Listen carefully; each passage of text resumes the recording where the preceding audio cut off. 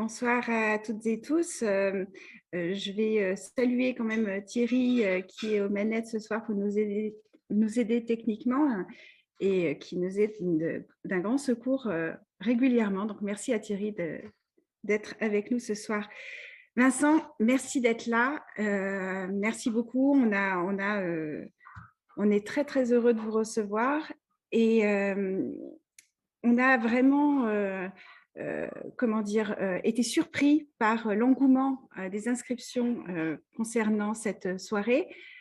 Et du coup, on est un petit peu dépassé, donc on est un peu désolé de ne pas pouvoir avoir donné le lien à tout le monde parce que nous étions limités au niveau du nombre de personnes participantes. Voilà, je vais tenter de retracer votre parcours et de présenter les différents aspects de vos travaux et contributions pour qu'on vous connaisse un petit peu mieux. Alors, vous êtes né le 22 mars 78 à Lyon, donc l'anniversaire approche.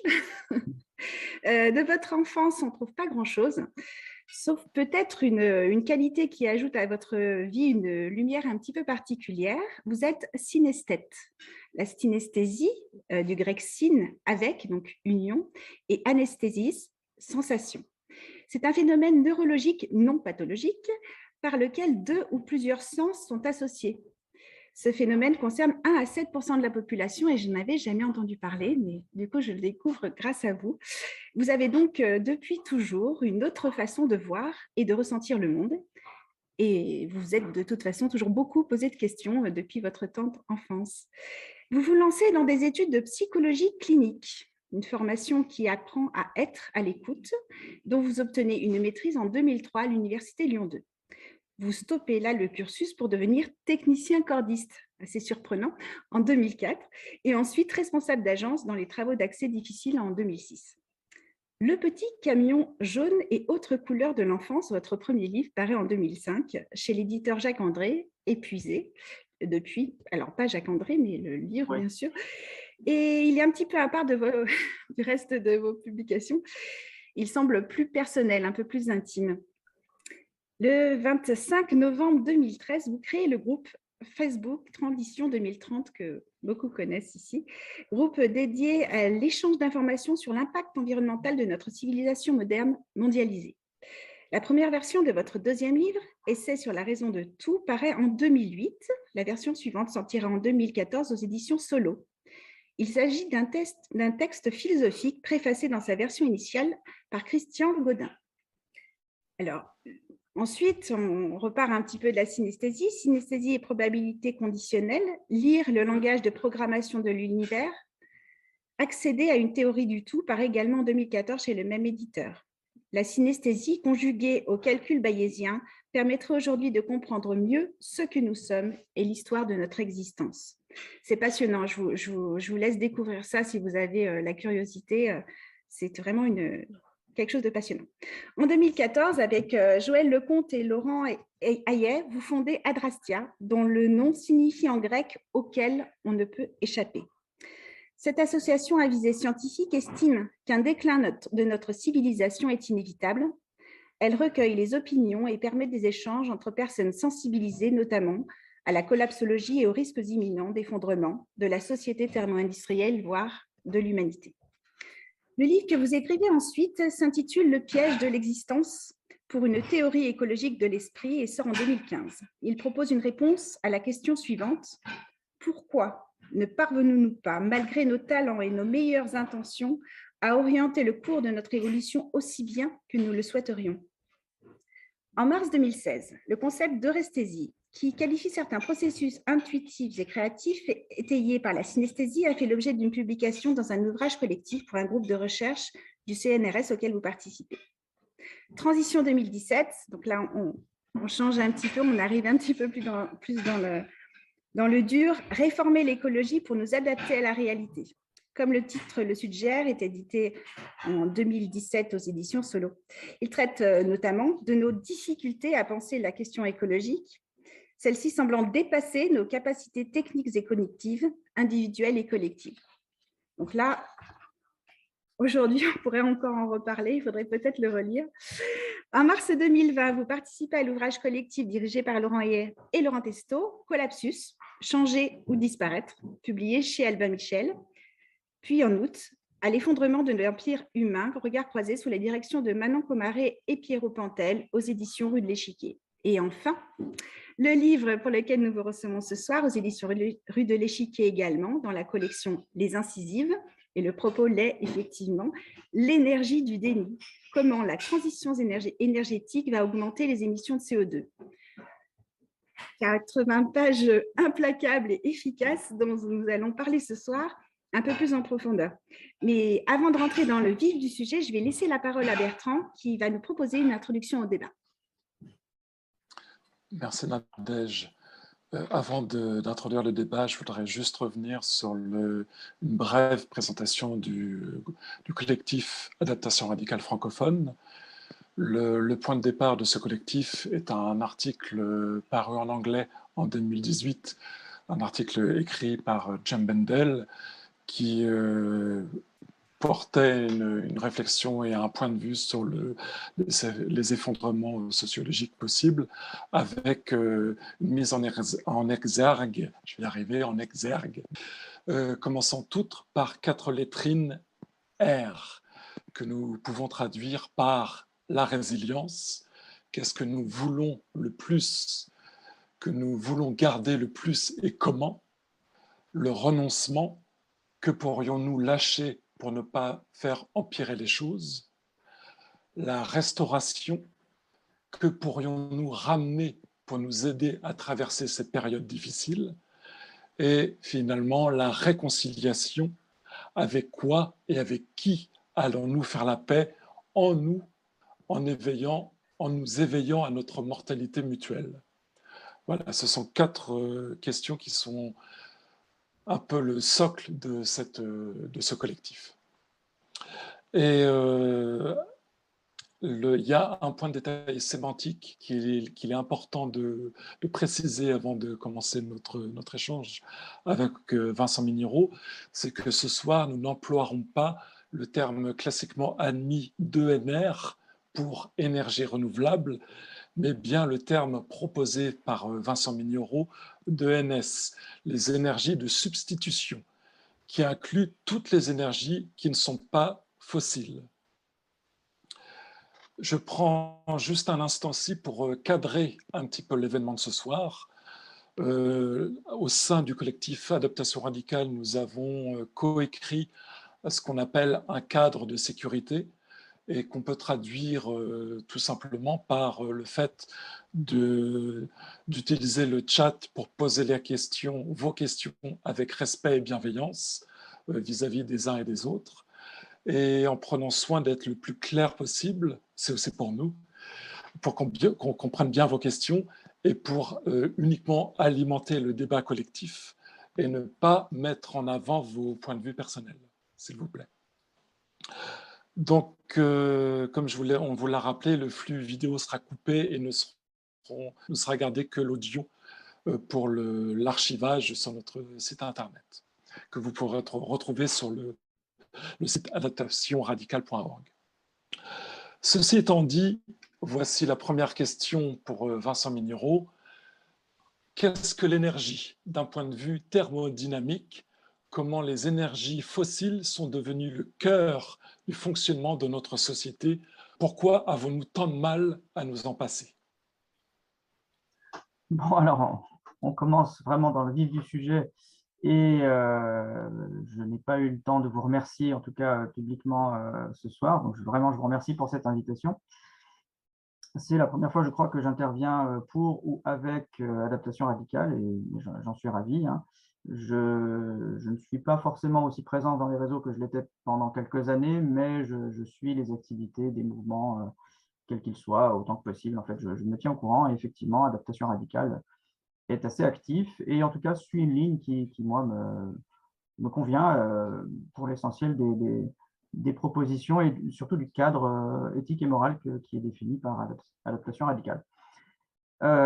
Bon, alors, soyons clairs, je ne vais pas pouvoir être aussi précis et détaillé que Jean-Marc Jancovici, par exemple, ou quelques autres sur une définition Enfin, pour une définition, c'est assez simple, hein, mais aussi précis et surtout chiffré que Jean-Marc Jancovici sur l'énergie, mais j'ai une approche un peu différente qui est plutôt qualitative plutôt que quantitative. Alors, c'est de cette façon-là que j'ai écrit l'énergie du déni dont vous avez parlé. Et c'est de cette façon-là que je vais pouvoir définir un petit peu ce que je pense être la contrainte énergétique. Alors, on va repartir de la définition, effectivement. Alors, repartons déjà de ce qu'est l'énergie en tant que telle. Et c'est quelque chose d'important, c'est que personne ne le sait. Et ça me paraît vraiment fondamental de repréciser dans tout débat qui concerne l'énergie, c'est qu'aujourd'hui, il n'y a pas un seul humain sur la planète Terre qui sache ce qu'est l'énergie. Et par défaut, donc, on ne peut savoir qu'une seule chose sur l'énergie, c'est ce qu'elle fait. Et l'énergie, en fait, c'est manifestement ce qui est transformé, ou en tout cas, c'est ce qui transforme les choses, les change d'état, les meut, les fait bouger, les anime, génère des flux. En fait, l'énergie, c'est ce qui fait toutes les transformations qu'on peut imaginer, concevoir, voir, observer, mesurer. Donc, en fait, l'énergie, c'est une unité de mesure des transformations. Point, c'est tout ce qu'on peut savoir sur l'énergie aujourd'hui en tant qu'humain. Et effectivement, l'humanité, donc, en tant qu'elle est vivante, d'une part, et en tant qu'elle vit au cœur de sociétés plus ou moins complexes depuis qu'elle est sur cette terre, et peut-être même de façon non sociale, non sociable, avant de former des sociétés plus ou moins complexes, elle était déjà un organisme vivant qui avait besoin d'énergie, donc de cette chose que personne ne peut définir, pour animer les cellules de son corps, pour se déplacer ensuite, pour retrouver de l'énergie, capturer de l'énergie dans son milieu. Elle avait déjà besoin d'énergie. Donc en fait, moi j'ai une définition assez générique de l'énergie finalement, c'est ce qui permet. C'est, en tout cas pour nous, une façon de nous approprier cette notion finalement assez insaisissable, l'énergie pour nous, et puis finalement pour la plupart des choses qui se produisent dans l'univers, c'est ce qui permet. C'est ce qui permet aux choses de se produire. Donc, il n'y a jamais eu quoi que ce soit dans l'histoire de l'univers qui n'ait jamais été le résultat d'une dissipation d'énergie. Je ne peux pas être à la fois plus généraliste et plus précis. Et alors, effectivement, l'humanité s'est organisée autour de diverses sources d'énergie. Alors, le feu n'est pas une source d'énergie en soi, il faut du carburant, du combustible, et ensuite on obtient de la chaleur, mais il faut donc des ressources pour pouvoir trouver de l'énergie, soit sous forme de chaleur, soit sous forme alimentaire. Les calories que nous mangeons font des ressources. Donc l'énergie, c'est quelque chose qui, selon ce qu'on en sait aujourd'hui, n'est pas disponible à l'infini et n'est pas disponible simplement parce qu'on le veut, parce qu'on le désire. Donc c'est une contrainte, l'énergie, avant tout. C'est quelque chose pour laquelle il faut que nous fassions un effort. Et cet effort est proportionné au rapport que nous pouvons avoir entre l'énergie que nous avons déjà en stock pour faire cet effort et ensuite ce que nous gagnons à faire cet effort avec l'énergie que nous capturons. Et effectivement, l'humanité a évolué en augmentant sa capacité à capturer l'énergie dans son milieu. Alors, on croit souvent que c'est parce qu'il mangeait plus et mieux que l'humain en tant qu'espèce a eu un cerveau qui grossissait. Et en fait, aujourd'hui, on pense plutôt que ce sont les stratégies que l'humain mettait en œuvre pour aller chercher les ressources dans son milieu, et en particulier l'alimentation, l'énergie. C'est parce que les stratégies devenaient de plus en plus complexes et surtout de plus en plus sociales que finalement, en résultat, le cerveau humain est devenu de plus en plus complexe lui-même et structuré un peu différemment des autres espèces. Donc, le rapport à l'énergie pour l'humanité n'est pas direct, ce n'est pas parce qu'il y en a plus que l'humain fait plus. Il faut aussi que l'humain établisse des stratégies plus complexes elles-mêmes pour aller chercher plus d'énergie dans le milieu. Et c'est ça qui constitue un rapport singulier entre l'humanité et l'énergie. Et évidemment, ce que je dis pour la complexification du cerveau face aux stratégies qu'il doit mettre en place pour aller chercher l'énergie, est valable aussi pour nos sociétés, qu'elles soient dans un premier temps agricoles. Alors quand je disais que le cerveau se complexifiait, je parlais du cerveau de nos ancêtres chasseurs-cueilleurs qui devaient chasser et cueillir. Ensuite, les stratégies que nous avons mises en place pour optimiser la capture d'énergie, en particulier dans l'alimentation, elles-mêmes ont transformé les stratégies, ont fait évoluer les stratégies que nous mettions en place et aussi notre cerveau. Alors je ne vais pas forcément rentrer dans le détail ce soir, mais On sait aujourd'hui que plus la coopération à grande échelle a pu se faire pour capturer l'énergie, en tout cas pour interagir avec le milieu, et c'est toujours une question d'énergie, eh bien, il y a eu deux grandes périodes de l'évolution de notre cerveau. Une lors de laquelle les fonctions plus agressives, plus hostiles à la coopération, plus impulsives ont été un peu bridées. Et ça, c'est assez ancien, entre 50 et 80 000 ans avant aujourd'hui. Et effectivement, à cette période, apparemment, pour ceux qui ont dit la recherche, notre cerveau aurait commencé à réduire en taille, étonnamment. Et puis, selon les articles plus récents, il y aurait une deuxième période de réduction de la taille de notre cerveau, c'est à peu près il y a 3000 ans, donc c'est tout à fait récent, et ce serait, donc pour cette étude, le moment où, pour aller chercher de l'énergie, nous aurions passé un seuil de coopération, et plus précisément de spécialisation de chaque individu humain, qui aurait fait que nous aurions une sorte de cognition partagée, chaque humain devenant suffisamment spécialisé dans sa tâche, n'avait plus besoin de toutes les options que le cerveau était capable de produire. Et finalement, cette cognition partagée aurait, elle aussi, réduit la taille du cerveau de chaque individu pour finalement créer une sorte de cerveau global plus coopératif, plus performant pour mettre en œuvre des stratégies complexes, notamment et en particulier l'agriculture, pour capturer l'énergie du milieu, dans le milieu. Voilà. Donc, c'est ce que je peux dire en introduction. Je vais quand même compléter. Évidemment, nous avons complexifié largement nos sociétés et la démographie humaine a largement augmenté, d'une part bien sûr par l'agriculture, mais aussi depuis que nous consommons des hydrocarbures, donc depuis 300 ans à peu près, 200 ou 300 ans. Et là, vraiment, nos sociétés se sont complexifiées sur le plan technique, industriel, mais je ne vais pas rentrer dans le détail. On pourra préciser ça plus tard quand on parlera de transition énergétique, parce que nous avons maintenant un rapport très spécifique avec une source d'énergie qui, elle aussi, est très spécifique, qui est les hydrocarbures d'une façon générale. Et cela crée une dépendance, d'une part, à un stock d'énergie fini, une ressource finie, et par ailleurs, une pollution extrêmement grande et inquiétante qui est celle des émissions de CO2. Et ensuite, on pourra détailler sur d'autres questions concernant la transition. Dans votre livre, vous expliquez qu'il est impossible d'additionner précisément toutes les externalités d'émissions carbone d'un individu ou d'une entité, quelle qu'elle soit. C'est vraiment extrêmement compliqué et on ne peut pas y arriver. Mais est-ce que c'est cependant intéressant quand même d'avoir un brouillon de ce bilan carbone, cette idée quand même pour un individu, pour une entreprise? Bon, c'est une question à propos de laquelle je suis de plus en plus réservé. Je me demande dans quelle mesure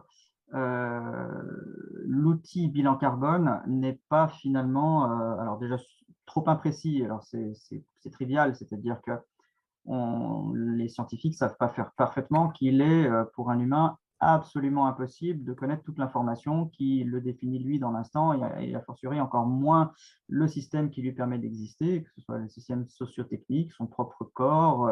Il faut aussi tenir compte, par exemple, du niveau de rendement dans l'instant du champ dont il dépend pour obtenir son alimentation, le prix de son alimentation. Et toutes les informations qui définissent vraiment un bilan carbone, additionné de son évolution, c'est-à-dire, par exemple, l'évolution d'un bilan carbone en fonction, il faut en parler, donc on va en parler maintenant, en fonction, par exemple, des événements critiques. Voilà. Aujourd'hui, un bilan carbone qui a été fait la semaine dernière n'a plus aucun sens, ne serait-ce que parce que nous vivons un conflit qui impacte directement les approvisionnements en énergie pour tout le monde. En tout cas pour tous les Européens, et l'ensemble, enfin, aujourd'hui même on peut dire la planète entière. Donc vous voyez, un bilan carbone, c'est un objet qui est figé dans un monde qui ne l'est pas, et je pense que c'est porteur d'informations qui sont à minima trompeuses. C'est un petit peu comparer une photographie avec une vidéo, et vous voyez qu'une vidéo, ça comprend tout un tas de scènes dynamiques, animées, qui vont quelque part. Il y a un objectif, il y a une finalité à une vidéo, un film. Une photographie, c'est très pauvre en termes d'informations fournies, et on pourrait ajouter les analyses de cycle de vie qui ajoutent un peu de matière et de dynamique aux calculs qui sont proposés pour comprendre les émissions de CO2, mais ça reste encore, à mon sens, très pauvre. Alors, est-ce que c'est utile ou pas? Alors, en tant qu'outil pédagogique, oui, très bien, dans la mesure où il est exposé comme tel, c'est-à-dire comme étant caduque potentiellement 3 jours après avoir été fait, et puis en étant extrêmement pauvre et en étant une vision à focale extrêmement restreinte sur la réalité. Bon, c'est un outil pédagogique qui permet de comprendre qu'effectivement, un individu, une famille, une industrie, un foyer, un pays, ça émet du carbone, et on peut grosso modo estimer de la quantité de carbone émise par cette entité. Mais voilà, c'est là où je suis embarrassé, c'est qu'en fait, une entité, quelle qu'elle soit, une famille, une industrie, un pays, ça n'existe pas en tant que tel. Ce n'est pas des objets qui peuvent être extraits du réel et dont on peut dire, voilà, ils existent comme ça. Et ça, c'est trompeur parce qu'on peut se dire, dans ce cas, si je fais mon bilan carbone et que je change ma consommation, par exemple, eh bien, je vais obtenir un résultat et le monde peut changer. Mais en fait, ce n'est pas le cas parce que le monde peut changer autour de quantité de personnes qui feront des changements grâce à leur bilan carbone.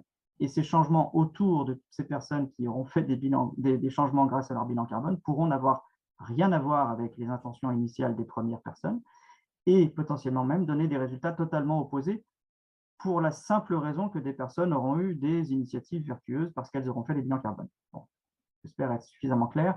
Mais en tout cas, il faut bien comprendre que tout ce qu'on fait, en bien, en mal, et en particulier dans le monde de l'écologie, dans les intentions écologiques, à date, en tout cas jusqu'à aujourd'hui, n'a pas été sanctionné par des résultats vraiment probants. Et mon travail, c'est de dire que non seulement ça n'a pas été sanctionné par des résultats vraiment probants, mais qu'en plus, on a plutôt l'inverse de ce qu'on voudrait. Au global, je dis bien au global. Donc la question que je pose, c'est est-ce que si une partie de l'humanité fait les choses très bien parce qu'elle a regardé le monde par le petit bout de la lorgnette en focalisant sur une localité existentielle pour laquelle on a fait des calculs très fins de bilan carbone et que le monde finalement se sert un petit peu de ça ou en tout cas rebondit sur ces initiatives vertueuses pour faire exactement l'inverse, on n'a rien gagné. Donc, moi, je suis embarrassé par ces bilans carbone parce qu'ils n'ont pas fonctionné. Et puis, voilà, je pourrais préciser qu'ils ont ce travers que j'ai approfondi en lisant un chercheur qui s'appelle Alain Supiot, qui est juriste et qui est donc très inquiet d'une accélération d'un processus qui est propre aux sociétés occidentales en particulier, c'est cette propension à tout calculer, à tout quantifier et à tout réduire en chiffres. Et donc Alain Supiot, ce chercheur, a écrit un livre qui s'appelle « La gouvernance par les nombres », dans lequel il explique que, en fait, un peu comme je le disais tout à l'heure, la quantification, la réduction aux chiffres du réel est extrêmement appauvrissant sur l'information qu'on peut obtenir sur le réel, ça détruit les processus et surtout, ça fait perdre du sens. Ça fait perdre du sens, c'est-à-dire qu'on ne comprend plus, en faisant son bilan carbone, d'où on vient. Ça ne suffit pas, en tout cas, le bilan carbone ne suffit pas à comprendre d'où on vient. Pourquoi nous sommes aujourd'hui des personnes qui sommes contraintes d'avoir un bilan carbone et comment faire évoluer ce bilan carbone à partir des chiffres qu'on a pour que demain, ça soit plus vertueux. En fait, les chiffres ne disent rien de ça.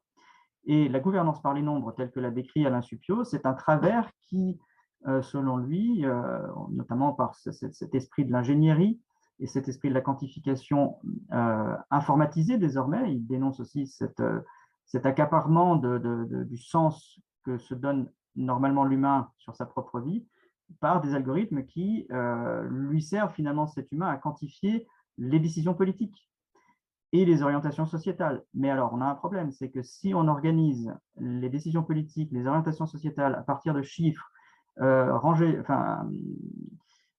mis en équation dans des ordinateurs qui exécutent des algorithmes qui sont dénués de sens, c'est-à-dire qui sont juste des quantifications abstraites et qui ne sont plus inscrites dans un projet politique, c'est ce que dénonce Alain Supiot, en fait, nous n'avons pas forcément plus de maîtrise qu'avant.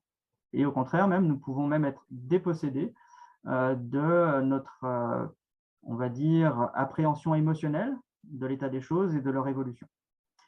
Voilà, donc je pourrais dire ça sur les bilans carbone. Je ne dis pas que ça ne sert à rien. Je dis qu'il faut les aborder avec une grande prudence, ne rien réduire à leurs résultats. En fait, le monde n'est pas du tout une somme de bilan carbone. Le monde est fait de propriétés émergentes qui dépassent largement les flux d'énergie qui traversent le monde. Donc, et les utiliser avec une grande prudence pour faire de la pédagogie, pourquoi pas, mais à mon sens, certainement pas pour prendre des décisions politiques. La question suivante est une double question.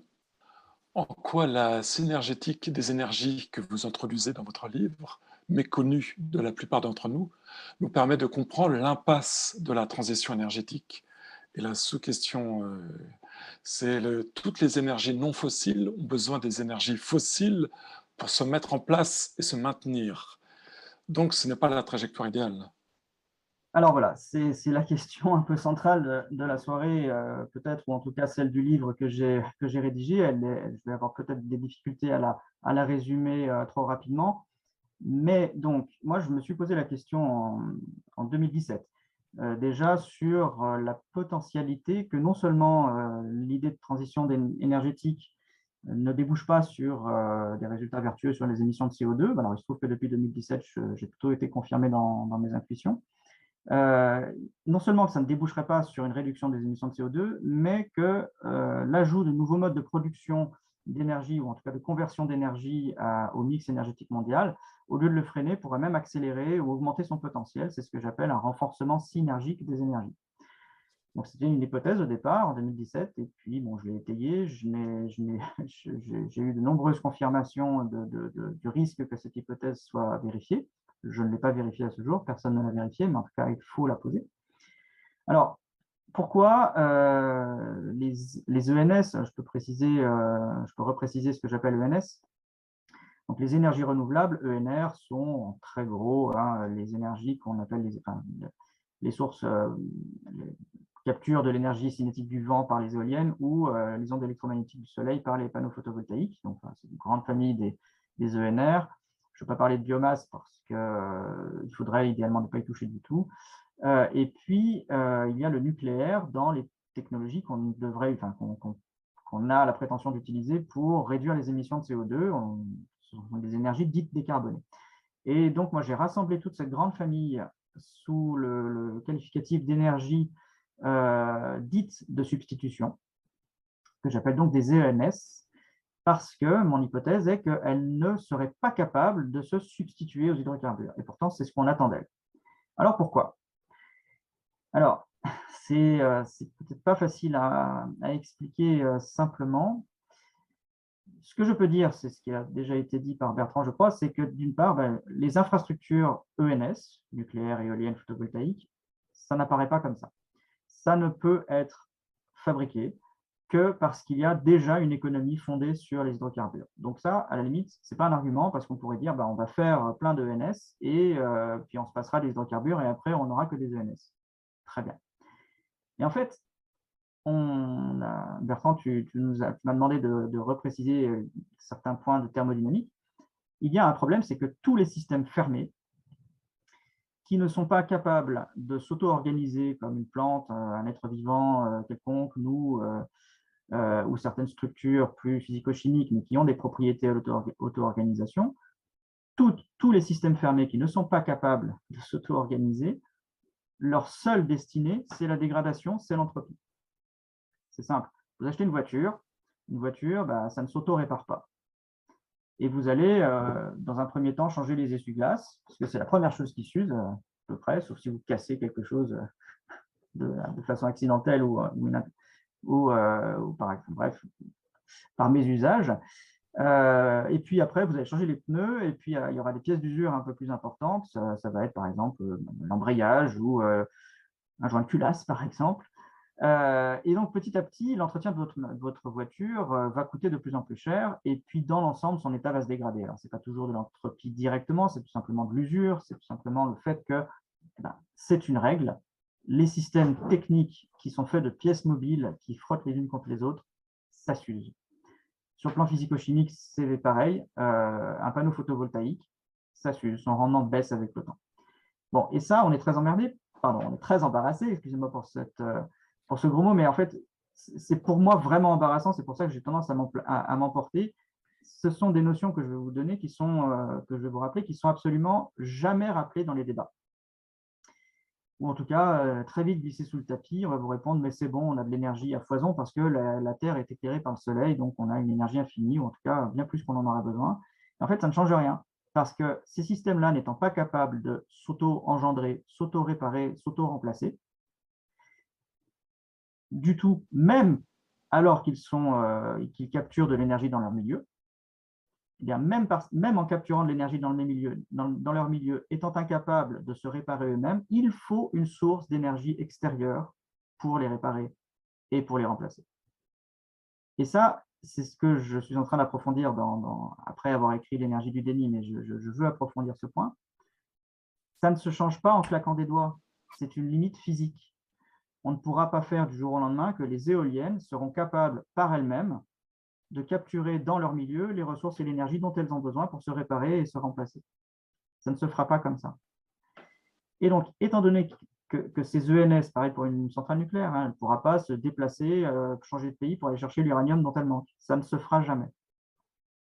Donc, elles ne peuvent pas résoudre leurs problèmes thermodynamiques de dégradation intrinsèque par elles-mêmes. Donc, elles dépendent de deux choses, d'une source d'énergie extérieure, mais pas seulement. Donc, en l'occurrence, les hydrocarbures, parce qu'elles n'ont que ça comme source d'énergie extérieure, mais elles dépendent aussi d'une société qui fonctionne bien grâce à une source d'énergie extérieure et qui peut, par ces processus industriels, fabriquer toutes les pièces dont les ENS auront besoin pour leur entretien, leur réparation et leur remplacement. Et ça sera toujours une énergie extérieure, ça ne sera jamais l'énergie convertie par les seuls ENS pour faire ça, parce qu'il y a un effet ciseau, je le décris, j'espère que je serai assez clair. Imaginons qu'on dise bah, c'est l'énergie produite par les éoliennes qui permet à la société de fonctionner et ensuite de faire les processus industriels qui fabriqueront l'éolienne. On pourrait dire ça. Mais sauf que la thermodynamique dit que l'éolienne, elle va se dégrader de plus en plus dans le temps. Mais la société aussi. En fait, les infrastructures industrielles d'une société telle que la nôtre sont aussi soumises à des processus de dégradation irréversibles. C'est ça l'entropie. Donc, en fait, on a un double effet d'entropie, la dégradation de la source d'énergie, j'ai parlé d'éolienne, qui va donc, avec le temps, fournir de moins en moins d'énergie à la société, d'accord, inéluctablement, et la société elle-même qui pourra de moins en moins utiliser cette énergie déclinante fournie par l'éolienne pour générer des processus industriels qui eux-mêmes se dégradent avec le temps, pour générer des matières et aller chercher les ressources pour réparer l'éolienne. Vous voyez que là, il y a des contradictions qui sont, à mon sens, fondamentales, que je ne demande qu'à voir totalement réfutées parce que si c'est vrai, ben, on est vraiment coincé, on ne pourra jamais faire de transition. Et alors, pourquoi, j'y viens et je conclurai là-dessus, pourquoi un renforcement synergique des énergies? Parce que autant les ENS, nucléaires, éoliennes, panneaux photovoltaïques, que toutes les infrastructures d'exploitation du pétrole, du gaz et du charbon, toutes ces infrastructures sont soumises à la dégradation de leur fonctionnement. De plus, et vraiment là je termine là-dessus, il s'est passé quelque chose de très différent pour les infrastructures liées aux hydrocarbures par rapport aux infrastructures liées aux ENS, c'est que celles des hydrocarbures sont issues d'une histoire lors de laquelle le flux d'énergie qui les a générés a été croissant et très rapidement croissant et auto-renforçant dans son exploitation. C'est ça l'histoire des hydrocarbures. Donc, ce flux d'énergie, la densité, la qualité des hydrocarbures a fait que, en les convertissant en chaleur, en gros, on a pu à la fois continuer à faire des infrastructures pour exploiter les hydrocarbures et faire fonctionner une société à côté, la société thermo-industrielle. Donc, on a pu faire les deux. Et la suite, c'est que une fois qu'on a atteint le maximum d'exploitation des hydrocarbures, comme les ENS, les infrastructures d'exploitation des hydrocarbures ne peuvent que se dégrader. Mais le contexte n'est pas du tout le même. Pendant la première moitié de vie des hydrocarbures, il y a une croissance, et puis après, c'est le déclin de l'approvisionnement énergétique. Donc, on se retrouve avec des ENS d'un côté et des infrastructures d'exploitation des hydrocarbures qui, toutes les deux, ensemble, avancent vers une dégradation de leur capacité à rendre un service aux sociétés. Donc, ce que j'ai posé comme hypothèse, c'est que pendant un temps, on profite à la fois de ce qu'on a comme hydrocarbures à disposition et des flux cinétiques du vent, des flux électromagnétiques du soleil et des ressources en uranium, mais pas seulement pour alimenter nos sociétés en énergie, mais aussi pour aider les hydrocarbures à ne pas trop se déliter rapidement, parce qu'en fait, on dépend infiniment plus des hydrocarbures, beaucoup plus des hydrocarbures, que de l'électricité produite par les ENS. On dépend à 80% de l'un et que 20% en gros de l'autre. Et donc l'idée, c'est que, étant donné que nous sommes bien plus dépendants des hydrocarbures que de n'importe quoi d'autre, en fait, industriellement, nous allons, et j'ai pu le vérifier au moins sur certains exemples, nous allons vraiment utiliser des énergies qu'on espérerait être de substitution pour pallier la dégradation du flux d'énergie fourni par les hydrocarbures. C'est ça que j'appelle le renforcement synergique des énergies. Et le résultat malheureux serait que, au lieu d'avoir une chute maîtrisée et relativement rapide des émissions de CO2, on se retrouverait avec une pente qui serait moins raide et qui ferait qu'au final, on aurait émis plus de CO2 que si on n'avait pas du tout fait de transition énergétique. Vous avez été reçu donc dans l'émission Plan B de Cyrus Ferrangui et vous avez affirmé qu'une des choses qui vous intéressait le plus, c'était de savoir, justement, comme vous venez d'en parler, si les ENS allaient servir à fournir de l'énergie à la société civile ou malheureusement à supporter et optimiser la production et l'extraction des énergies fossiles. Pouvez-vous revenir sur les exemples notamment que vous avez donnés dans le livre sur l'investissement que vous avez pu observer par les grands exploitants d'énergie fossile dans les ENS et l'analyse que vous en faites du coup? Alors voilà, j'ai trouvé des exemples avant d'écrire le livre et puis j'en trouve de plus en plus. Je suis tombé sur un article qui provient tout simplement voilà, de Power Mag, hein, peu importe, mais c'est en tout cas un article qui décrit les stratégies qu'utilisent les industriels d'exploitation des hydrocarbures vis-à-vis des ENS, pourquoi ça leur sert et quel est leur intérêt pour eux à utiliser des panneaux photovoltaïques ou des éoliennes. Alors déjà, ils expliquent sans filtre hein, que la baisse des coûts des énergies renouvelables, donc la fabrication des énergies dites de substitution, en tout cas jusqu'à aujourd'hui, bah, ça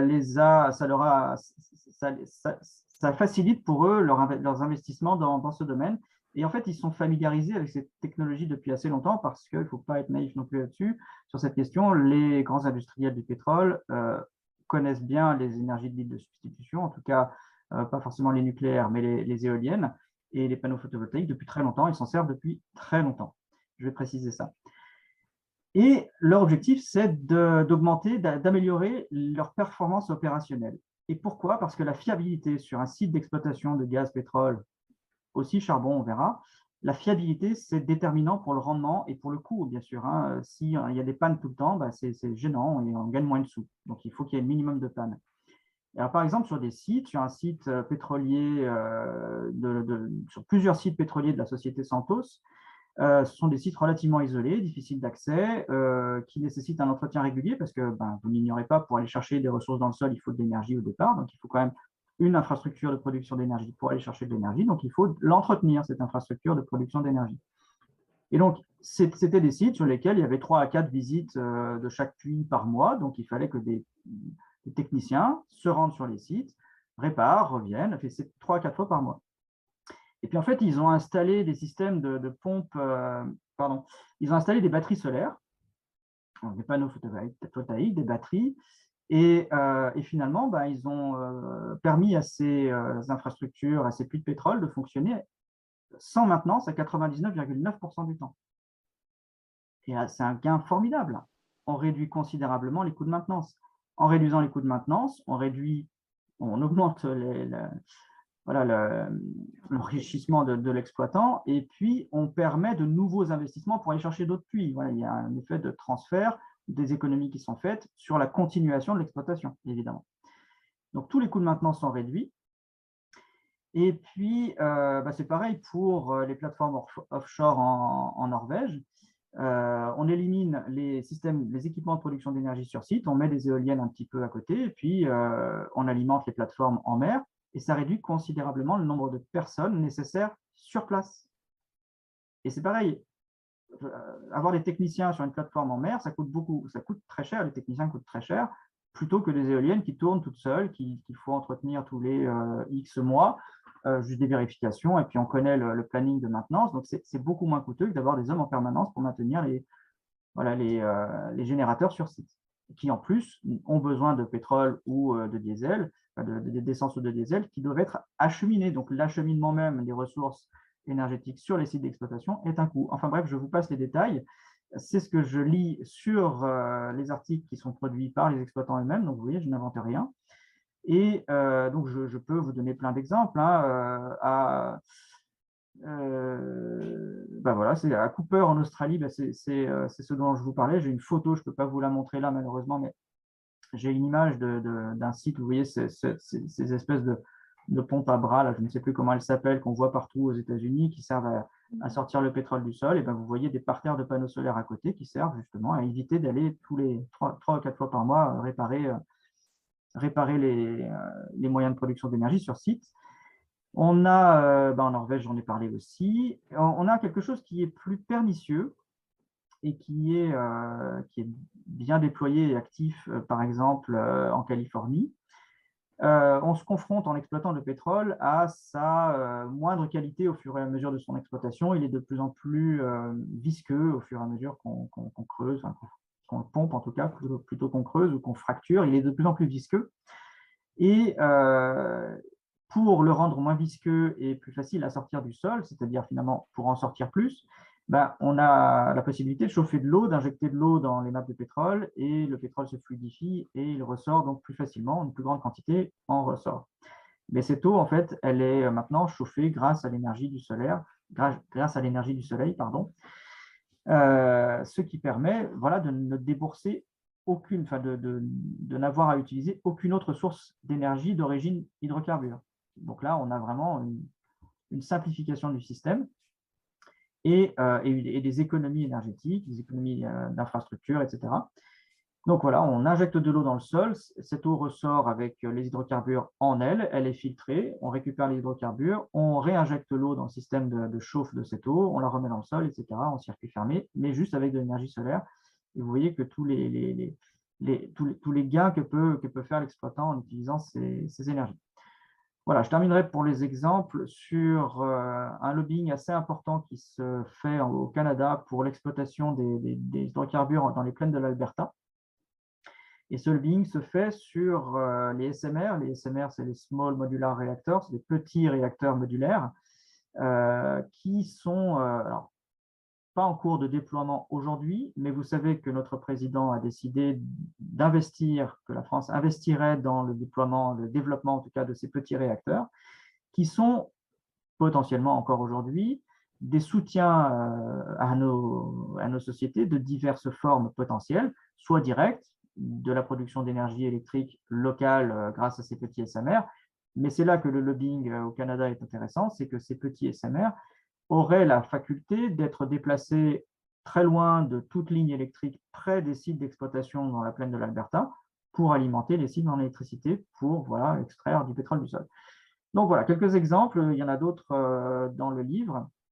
Donc ça, c'est le soutien à l'exploitation des hydrocarbures sur le plan technique par les ENS, mais bien sûr, je développe aussi dans le livre le soutien à l'exploitation des hydrocarbures grâce à l'économie ou par le truchement, par l'entremise de l'économie entre l'industrie des ENS et l'industrie des hydrocarbures.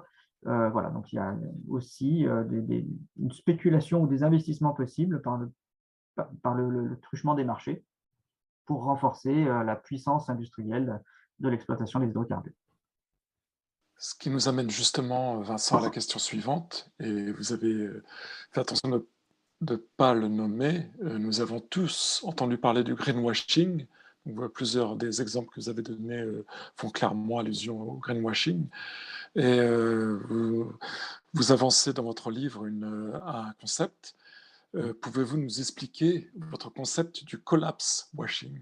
Le collapse washing, en fait, j'ai eu besoin de mettre à jour cette idée de greenwashing que tout le monde connaît. Hein, c'est la façon que nous avons, que les industriels ont de dire que ce qu'ils font est bien, alors même que c'est évident que nous détruisons notre milieu ou que nous impactons l'environnement naturel.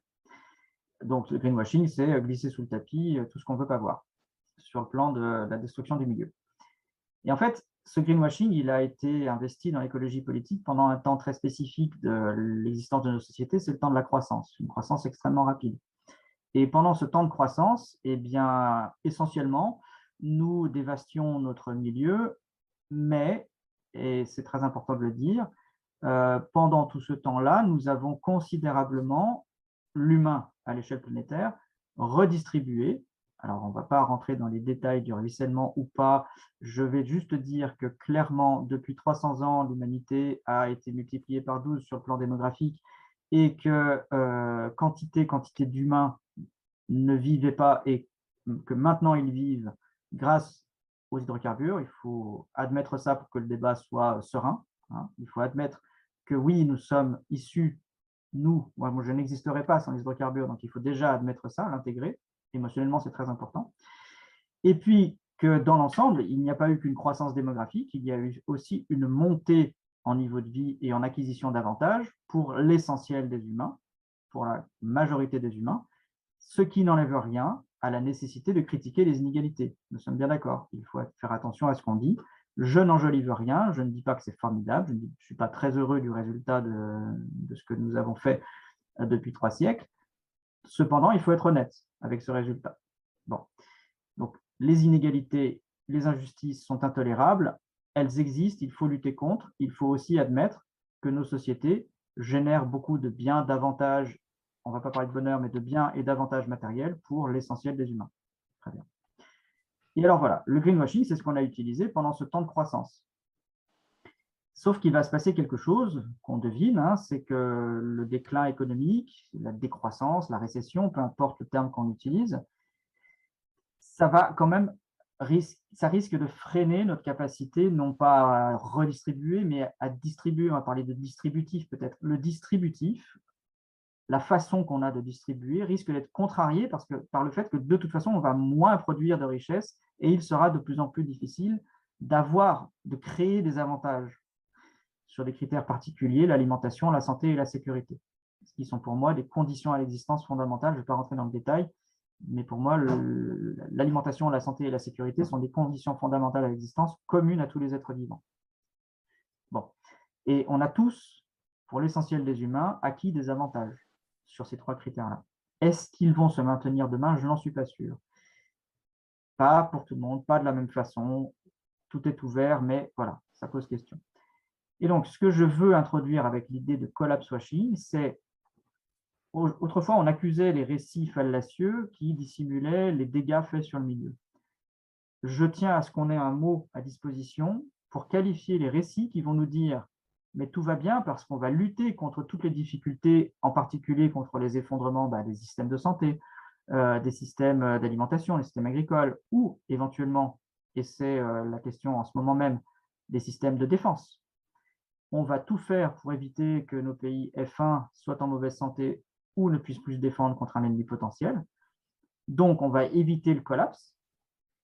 Et le risque, c'est qu'on émette tous ces récits en disant « mais c'est bon, on y arrive, il n'y a pas de problème ». Et du coup, non seulement on protège le milieu et on répare les dégâts, mais en plus, les humains ne souffrent pas plus. Et ça, je pense que c'est potentiellement un grand risque de mensonge au titre même du solutionnisme écologique ou effondriste. C'est-à-dire, parce qu'on prétend pouvoir éviter la destruction de l'environnement ou les risques d'effondrement, en même temps, on peut se dire, mais en plus, on va aider les humains mieux qu'hier. Et ce combo-là, c'est-à-dire cette prétention à la solution en tout domaine, je m'en méfie beaucoup et je veux qu'on ait un mot à disposition pour dire non, là, vous nous racontez n'importe quoi et il y a des humains qui souffrent, en plus du milieu naturel. Bon, c'est un peu abstrait peut-être dit comme ça, mais je peux donner des exemples. L'exemple qui me contrarie le plus, parce que j'ai un certain attachement à l'idée de la décroissance et à la conceptualisation morale, politique, philosophique, à l'histoire de la décroissance. Je pense que c'est un champ d'exploration pertinent et riches. Sauf que la décroissance, essentiellement, remplace la notion de santé par celle de bien-être, la baisse des revenus ou du pouvoir d'achat par la sobriété.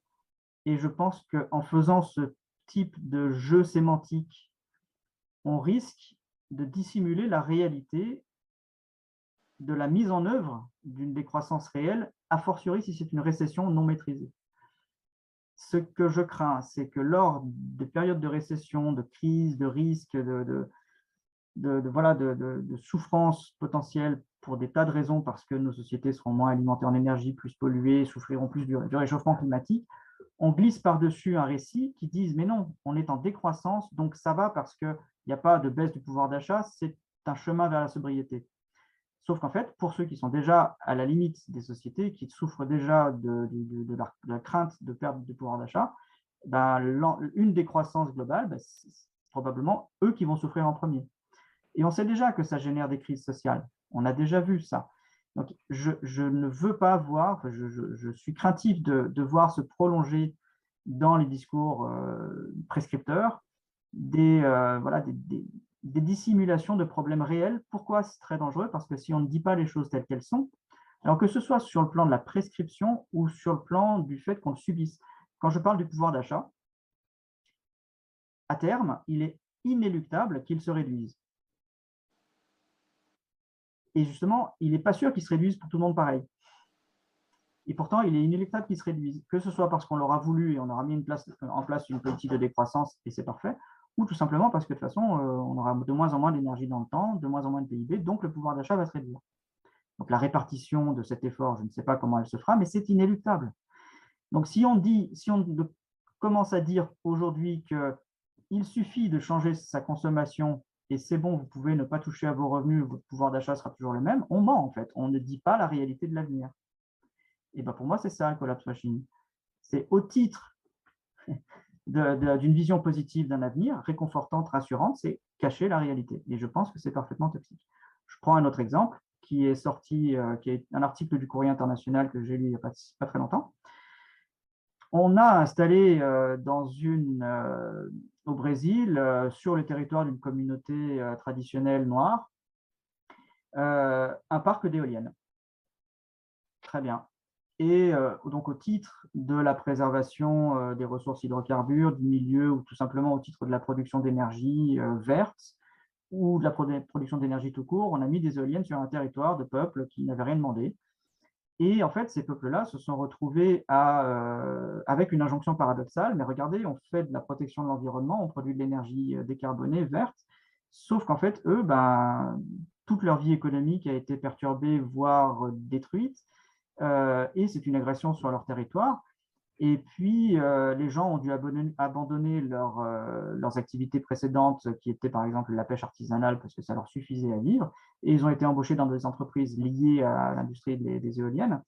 Et puis, le marché des maisons, par exemple, a augmenté et plus personne ne pouvait se loger, ou en tout cas, le logement n'était plus accessible de façon aussi équitable qu'auparavant. Et puis, la déstabilisation culturelle et sociale inhérente à cette intrusion de l'industrie sur leur territoire a fait que les bars se sont multipliés, il y a eu de la prostitution, et puis à ce point que certains enfants étaient totalement orphelins de leur père, ils ne savaient pas d'où ils étaient nés parce qu'il y a eu une perturbation très forte du milieu à cause d'un projet qu'on pourrait estimer écologique. Et là, on voit, c'est ce que dit l'article du Courrier international, une reproduction avec un nouveau récit, mais d'un phénomène tout à fait colonialiste, tout simplement. Sauf que le récit, et c'est ça qui m'inquiète, c'est que c'est un récit écolo. C'est un récit de transition énergétique. Donc, le collapse washing, ça sert à désigner ça. Ça sert à désigner l'enfumage des esprits au titre d'une transition dont on a vu qu'elle est potentiellement impossible, qui va juste être une prolongation de la domination de l'Occident sur une bonne partie de la planète, mais cette fois, le récit aura changé et je veux pouvoir qualifier ça de collapse washing. Super, merci beaucoup. En ce qui concerne la résilience, justement, qui est un de nos piliers, c'est un mot qui a été un petit peu récupéré de partout. Votre définition, elle est plutôt proche de celle de l'adaptation radicale. Donc, ce serait revenir à un état initial. Revenir à un état initial est impossible, partons, et surtout non souhaitable. Et vous évoquez du coup dans votre livre l'utilisation de cette définition par le capitalisme thermo-industriel pour survivre. Est-ce que vous pouvez expliquer du coup comment ils s'y prennent pour utiliser les mots qui, en fait, pour lesquels ils sont fautifs en fait? Bon, alors, je vais essayer de ne pas faire trop long sur cette question. Je vous recommande le livre de Romain Felli, parmi d'autres, mais le livre de Romain Felli qui s'intitule La grande adaptation, pardon, montre bien comment la sémantique de l'adaptation, de la résilience, de la mutation, de la transition, enfin, tous les termes qui sont d'ailleurs pour beaucoup issus de la mécanique ou de la thermodynamique. Transition, c'est une transition de phase. La résilience, c'est un terme de mécanique ou de thermodynamique qui désigne la capacité d'un matériau à retrouver sa forme après une perturbation ou un choc, ou d'un système, sa forme ou ses propriétés. L'adaptation, c'est un terme de biologie des écosystèmes ou de biologie du vivant. L'adaptation, c'est quelque chose qui, à tort ou à raison, et c'est un terme qui est très discutable, mais en tout cas qui vient des théories d'évolution, interprétées en tout cas. En tout cas, ce sont des termes qui, c'est ce que montre Romain Felli dans son livre, ont été, et en provenance de scientifiques, adaptés à la croissance de l'époque, dans les années 60-70, parce qu'il fallait des termes qui montrent comment, finalement, c'était des basculements sémantiques qui préparaient le greenwashing.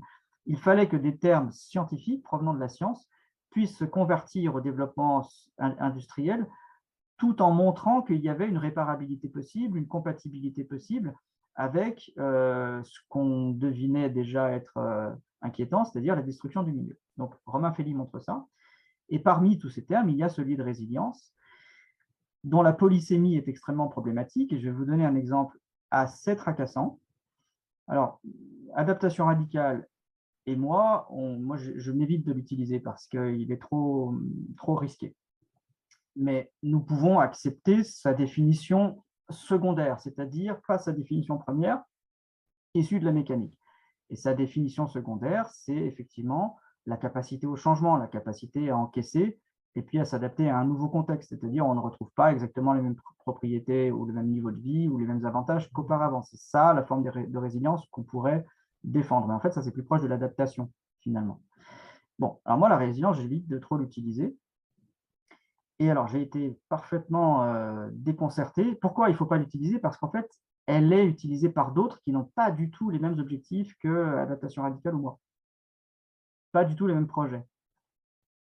Et voilà mon problème, c'est qu'on a eu le rapport du groupe 2 là, du GIEC qui est sorti il y a 2 jours. Et on était historiquement embarrassé par le développement durable, vous vous souvenez. Et puis le développement durable, il y a eu des tas de bouquins, ça a été disqualifié, il ne fallait plus l'utiliser, ça traîne encore un peu, mais il ne faut plus utiliser le développement durable, ce n'est pas bien. Dans le rapport du GIEC, il est écrit qu'on peut faire du développement résilient. Mais c'est fini en fait.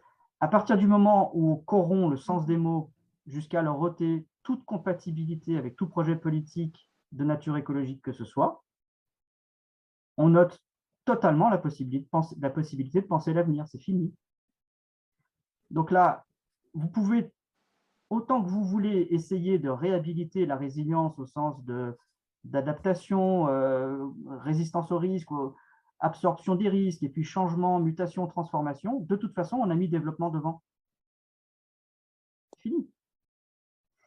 Donc là, les termes qu'on aimerait pouvoir s'approprier sont retournés contre eux-mêmes.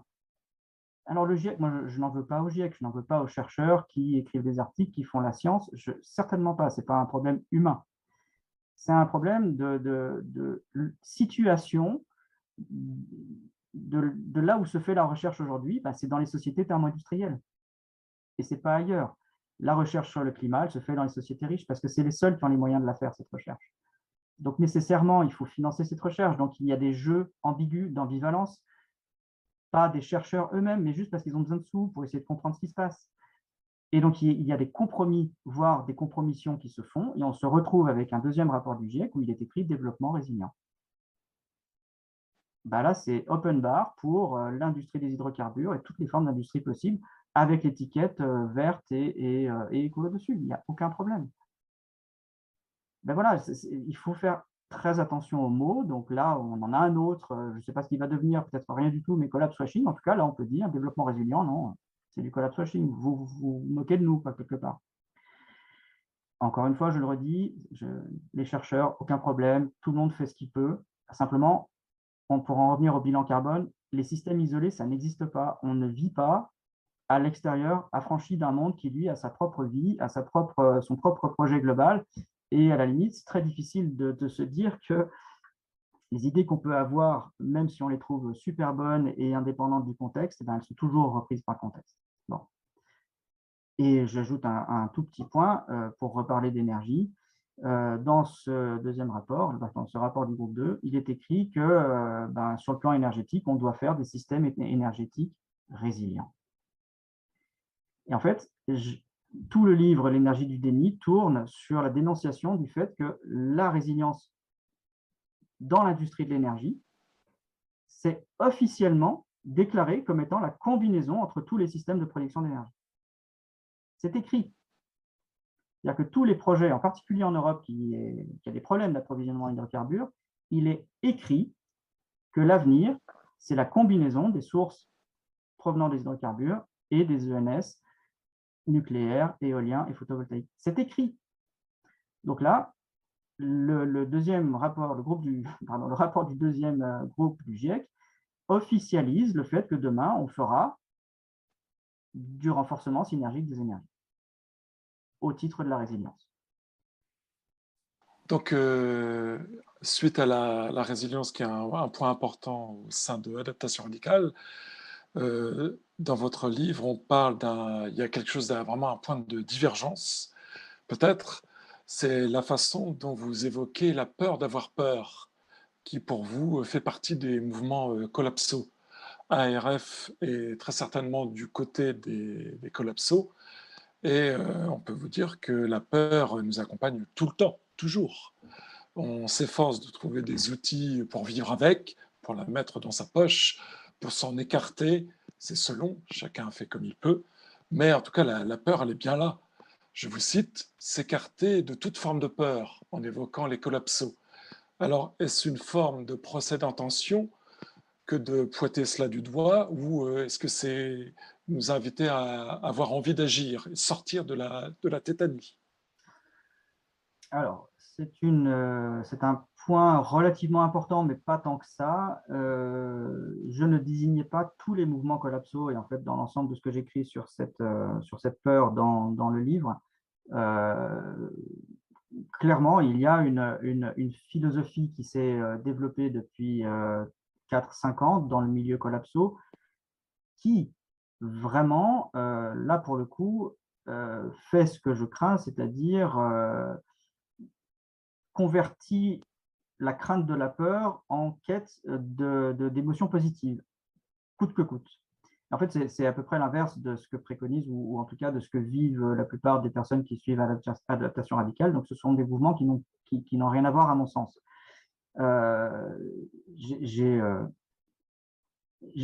J'ai participé, si vous voulez, contre mon gré, dans l'histoire ancienne, maintenant c'est préhistorique, de la collapso, à une forme de scission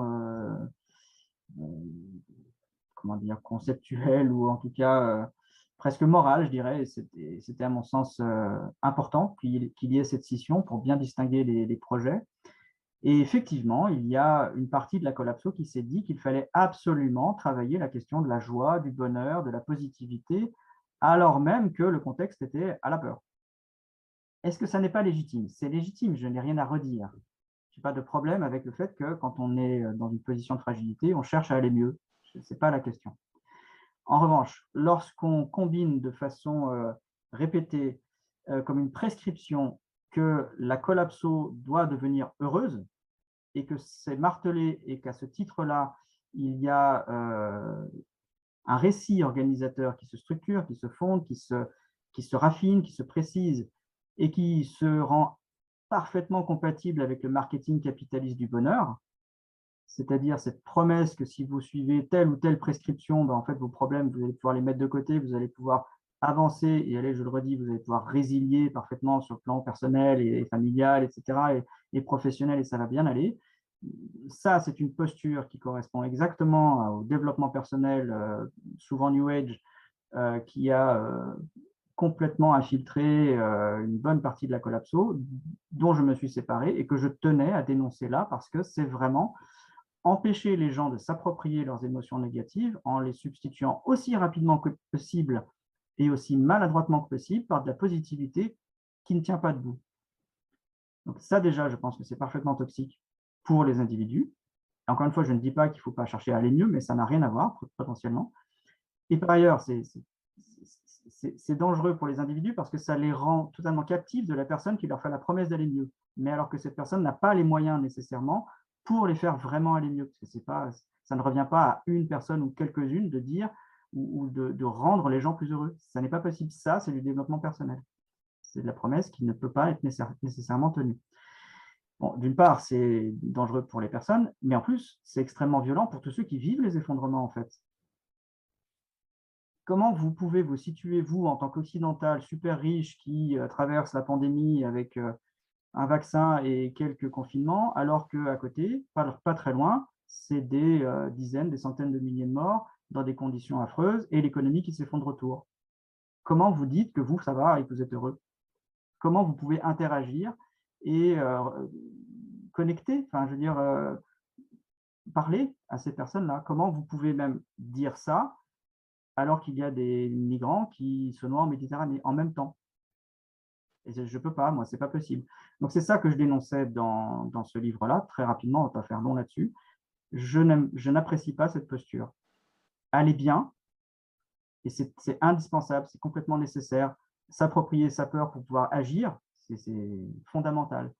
Mais la promesse que cette peur peut être convertie en joie, non. Merci. Les humains cherchent justement à se protéger de la vérité par le déni. La plus puissante des défenses est le déni, écrivez-vous dans le livre. Adaptation radicale soutient ce travail de prise de conscience et de sortie du déni nécessaire afin de se mettre en action. Quel est votre sentiment là-dessus? Comment faire en fait pour sortir justement de cet aveuglement collectif?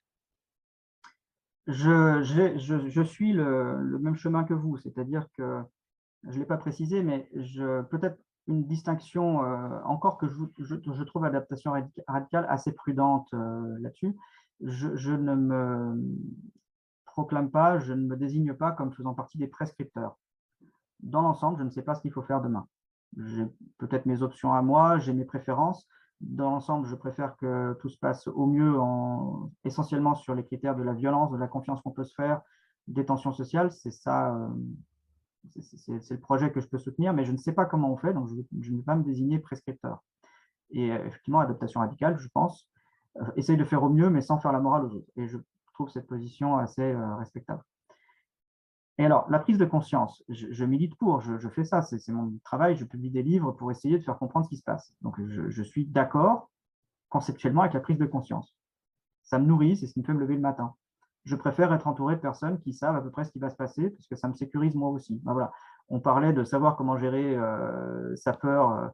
Ben moi, ce n'est pas la joie qui me motive le matin, c'est me sentir bien, tout simplement bien et connecté avec des personnes qui ont compris ce qui se passe, voilà, qui ont conscience des choses. Mais alors, on a un problème, en fait. Il faut poser la question, c'est comme la transition énergétique, il aurait fallu se demander d'abord si c'était possible avant de la mettre en œuvre. Il ne faut pas raisonner à rebours. C'est pareil pour la prise de conscience. Il faut d'abord poser l'hypothèse, est-ce que ça peut marcher? Je ne sais pas. En tout cas, ça ne marche pas là. Jusqu'à aujourd'hui, ça ne marche pas. Et je vais illustrer juste avec un point. Vous connaissez Thomas Pesquet, vous connaissez peut-être moins sa femme qui s'appelle Anne Mottet. Elle est polytechnicienne agronome, ingénieure agronome, et elle est spécialisée dans l'élevage durable. Et elle travaille auprès de la FAO, qui est l'Organisation des Nations Unies pour l'alimentation et l'agriculture. Ça veut dire qu'elle travaille dans l'élevage durable, ça veut dire qu'elle a éminemment, puis elle est extrêmement compétente, elle a éminemment conscience des perspectives. Elle sait très très bien ce qui va se passer, ce qui se passe déjà sur le plan climatique, donc sur le plan de l'agriculture, donc sur le plan de l'élevage. Et elle veut faire de l'élevage durable. Et donc elle est parfaitement consciente.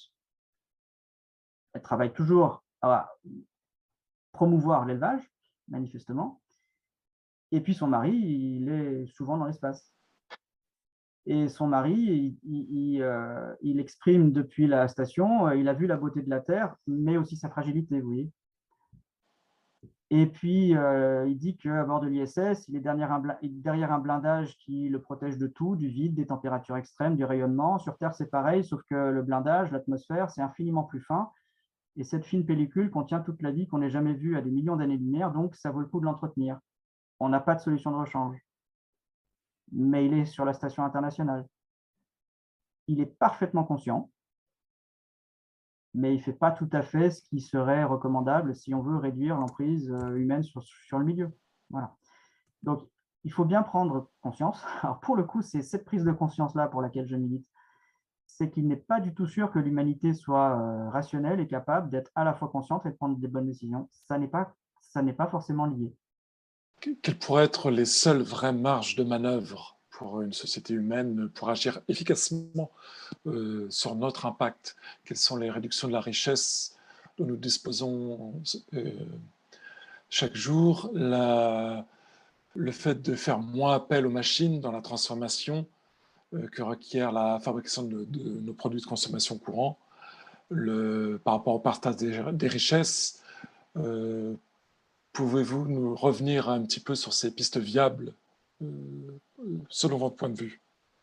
Alors, dans le livre, j'ai effectivement proposé 4 propositions. J'ai fait 4 propositions qui ne sont pas en tant que telles des prescriptions parce que je ne dis pas qu'elles sont réalisables. C'est très important.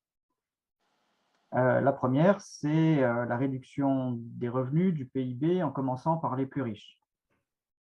C'est-à-dire pas une attaque de l'individu en le culpabilisant pour lui dire qu'il faut absolument qu'il baisse ses revenus, mais un projet de société qui serait, on décide collectivement que les plus riches réduisent la voilure, que ce soit des individus, des sociétés, des collectifs ou des pays entiers. Voilà. Et on commence par en haut. Mais il faut réduire la voilure. Et réduire la voilure, ça ne veut pas dire changer de consommation. Alors, vous entendrez partout que la solution, c'est le changement de consommation. Je réfute cela. On n'a pas vu le résultat de ça. La seule façon efficace d'obtenir un résultat immédiat, c'est de réduire, non pas ce qui se passe après qu'on ait eu de la richesse, c'est-à-dire le choix qu'on fait avec la richesse qu'on a, parce qu'en fait, une fois qu'on a 1 euro, 1 dollar, 1 yen ou un rouble sur son compte, l'impact environnemental, il est déjà fait et il est déjà irréversible. On a parlé un peu de thermodynamique tout à l'heure. Une fois que les transformations ont été faites dans le milieu pour vendre des choses ou des produits ou de l'alimentation et qu'on a extrait de la richesse de ce commerce-là, et bien, une fois que c'est fait et qu'on redistribue cette richesse en revenus, en salaires, en PIB, en ce qu'on veut, en actions, en capitaux, tout ce qu'on veut, c'est trop tard, c'est fait. Et on ne peut pas revenir sur la destruction environnementale, on ne peut pas revenir en arrière sur les transformations. Donc, tout ce que vous entendrez partout qui vous dit changer de consommation, c'est à date, nul et non avenu pour changer quoi que ce soit. Ça ne veut pas dire que si toute la planète changeait de consommation en orientant différemment sa consommation, ça n'aurait pas finalement un impact sur les revenus eux-mêmes. Bien sûr que si tout le monde ne fait que stocker son argent et ne consomme que ce qu'il lui faut pour vivre chichement, au bout d'un moment, le système est perturbé parce qu'il y a moins de réapprovisionnement en richesse dans le système lui-même, on est d'accord. Sauf qu'à date, ce qu'on observe, c'est que le changement de consommation ne changeant pas les revenus eux-mêmes, ça génère des gens qui consomment différemment de façon plus vertueuse et des tas de gens qui consomment n'importe comment quand même. Parce qu'en fait, c'est déjà trop tard d'une part, et puis comme on l'a vu tout à l'heure, on n'est jamais un consommateur isolé dans une société. Et tous les consommateurs vertueux, et j'espère en être un autant que possible, qui font des efforts juste sur leur consommation, il n'est pas impossible que la société se dise, mais c'est bon, on a fait des efforts sur ce plan-là, sur ce registre-là, et en plus, il y en a qui font spécifiquement plus d'efforts, et ben nous, c'est bon, on peut lever le pied et on peut racheter un SUV ou partir en vacances. En fait, ça c'est ce qu'on observe à date. Les changements de consommation sont tous sanctionnés par des effets rebonds ou des effets de compensation dispersés dans la société. Donc ça, c'est ce qu'on constate à date. Donc je suis obligé de dire, arrêtez de dire que la solution, c'est le changement de consommation. On voit que ça ne marche pas. Ça se mesure, les études montrent que le changement de consommation, ça ne marche pas. Donc, je suis obligé de dire, peut-être que ça ne marche pas, on pose une hypothèse, parce que c'est trop tard. Une fois que la richesse est arrivée sur le compte, c'est trop tard. Donc, si cette hypothèse est bonne, la seule réponse pour vraiment réduire les flux entrants sur les revenus, les flux de richesse entrants, eh ben, c'est-à-dire les flux d'énergie qui permettent à ces richesses d'entrer sur les comptes, il faut juste demander moins, tous ensemble, en commençant par les plus riches. Bon, une fois qu'on a dit ça, on est coincé parce que ça veut dire que la première prescription qu'on doit faire, c'est réduire, mesdames, messieurs, et pour vos enfants, il faut réduire votre pouvoir d'achat. C'est censé être la première prescription de toute personne qui fait de l'écologie sur Terre. Toute personne qui fait de l'écologie sur Terre. Dire que vous le vouliez ou non, on l'a déjà dit, hein, que vous le vouliez ou non, votre pouvoir d'achat sera impacté. Si vous voulez protéger votre avenir, réduire l'impact climatique, il faut commencer vous-même et l'ensemble de la société et les plus riches par réduire le pouvoir d'achat. Point. Réduisez vos salaires, vos revenus, vos PIB. Et en fait, vous allez constater, peut-être après m'avoir entendu ce soir, vous allez relire, réécouter tous les prescripteurs que vous entendez dans le monde de l'écologie. Vous n'entendrez pas ça, je ne crois pas. Et si vous l'entendez, vous me contactez. Si vous entendez un prescripteur écologique dire la première chose à faire, c'est réduire le pouvoir d'achat, vous me contactez. Je veux savoir où ça se trouve. Et c'est compréhensible que personne ne dise ça. Pourquoi? Et les enquêtes sont sorties récemment. Parce que largement devant tout autre critère pour la présidentielle cette année en France, l'inquiétude première, c'est le pouvoir d'achat. Si vous touchez à l'inquiétude fondamentale de la majorité de la population, ben vous êtes sûr que votre discours ne sera pas entendu. Donc aujourd'hui, les écologistes, les prescripteurs en écologie, pour être entendus un tout petit peu, font du collapse washing, c'est-à-dire promettent de pouvoir résoudre un problème écologique, mais sans toucher à la cause, c'est-à-dire à la génération de richesse. Ben, c'est sûr que ça ne marchera pas. Les autres points sont assez simples à comprendre. Une fois qu'on a réduit ses revenus, globalement, il va falloir continuer à produire un minimum de transformation dans le réel pour pouvoir continuer à manger, se déplacer, etc. Et nécessairement, ça se fera beaucoup moins avec des machines, mais beaucoup plus avec le corps physique. Donc, c'est une prescription secondaire, une proposition secondaire en tout cas. Il faudra de toute façon travailler plus avec son corps. J'ai ajouté un élément, bien sûr, ce n'est pas dans la question, mais l'élément fondamental qui n'est pas directement ou pas que écologique, c'est le partage des richesses. Et ça, c'est évidemment fondamental parce qu'on parle de systèmes complexes à risque d'effondrement sociétaux, donc consécutifs à des crises sociales elles-mêmes. Et donc, la réduction du risque de crise sociale passe par la distribution la plus équitable possible de la richesse. Donc, on réduit, on travaille plus avec son corps, et ce qui reste comme richesse, on le partage le mieux possible. C'est des propositions, elles tombent sous le sens, en fait. Et la dernière que j'ai ajoutée dans le livre, elle est importante. On a compris maintenant que les sociétés dans lesquelles nous vivons, en tout cas pour nous les plus riches, c'est les sociétés qui distribuent le plus d'avantages et le plus de protection contre les aléas divers et variés. Donc, les aléas sur l'alimentation, la sécurité et la santé. Et tout ça, c'est des garanties assurantielles. On paye tous les mois une petite somme, ridicule pour les Occidentaux, pour être couvert sur les ouragans, les problèmes climatiques qui réduisent les rendements, sur les accidents de voiture, sur le chômage, etc. Et tout ça, en fait, ce sont des garanties assurantielles qui ne peuvent être, on a complètement oublié ça, hein, qui ne peuvent être garanties à la hauteur dont nous bénéficions aujourd'hui que par les sociétés capitalistes, hyperproductivistes, extractivistes, spéculatives, que par ces sociétés-là. C'est tout. Et surtout en France, en particulier le système de santé en France. Le système de santé en France est totalement indexé à la puissance de l'État et l'État français, la puissance de l'État français est totalement indexée à la puissance des marchés sur lesquels il fait des emprunts tous les mois pour financer son système de santé. C'est tout. Donc, c'est ça les propositions. Si on veut avoir un effet positif sur l'écologie. d'accord, si on veut réduire l'empreinte environnementale de l'humanité. Mais je ne sais pas si c'est possible de les mettre en œuvre parce que vous aurez bien compris que personne n'en veut, ou très peu, en tout cas à la lettre, telle que je les ai décrites. Et qu'en plus, on l'a dit déjà, mais le premier pays, la première entité, la première industrie, le premier système qui met ça en œuvre de façon stricte et prolongée, il n'est pas dit qu'il ne se fragilise pas contre X ou Y de l'extérieur qui voudra profiter de l'emprise laissée libre sur les ressources, l'énergie, etc. Et j'y reviens, le contexte dramatique d'attaque et d'invasion de la Russie de l'Ukraine est le rappel à l'ordre du fait que l'écologie, c'est aussi un problème de sécurité et qu'on risque de devoir, je le dis bien, hein, on risque de devoir politiquement mettre un peu de côté les questions écologiques pendant un temps, pas parce qu'on ne veut pas faire de l'écologie, mais parce qu'on n'aura pas le choix et que là, financer la stabilité et la paix, ça va passer par une productivité maximisée en fonction des difficultés à nous approvisionner en ressources. En fait, c'est ça la complexité de l'avenir. Et je le redis, et c'est dramatique que ça passe par cet événement si grave, mais l'écologie a péché par l'occultation stricte, disciplinée, méthodique du risque sécuritaire. Et c'est toxique. C'est-à-dire que l'écologie s'est tiré une balle dans le pied en oubliant ce paramètre qui, de toute façon, n'est jamais oublié dans l'histoire des sociétés. Il revient toujours à un moment donné. Et là, on a un événement absolument dramatique qui se passe à très grande échelle et à haute intensité, mais la sécurité, c'est aussi la sécurité intérieure, c'est aussi la stabilité intérieure d'un pays, c'est la sécurité. Et je ne parle pas de sécurité au sens paranoïaque des obscurantistes d'extrême droite qui inventent des problèmes de sécurité. Ce n'est pas du tout le même registre. La sécurité, c'est par exemple tisser des liens fermes, forts, humains, humanistes, avec quantité de pays différents, étrangers, des cultures différentes. C'est ça, la sécurité. C'est mon interprétation de la sécurité. Donc, rien à voir avec, évidemment, vous aurez compris. Je ne détaille pas plus, parce que je ne comprends même pas que ça puisse venir à l'esprit qu'on interprète mal mes propos sur ce plan. Voilà, j'espère que j'ai été clair sur ces prescriptions. Et puis, voilà, je vous laisse énoncer la prochaine question.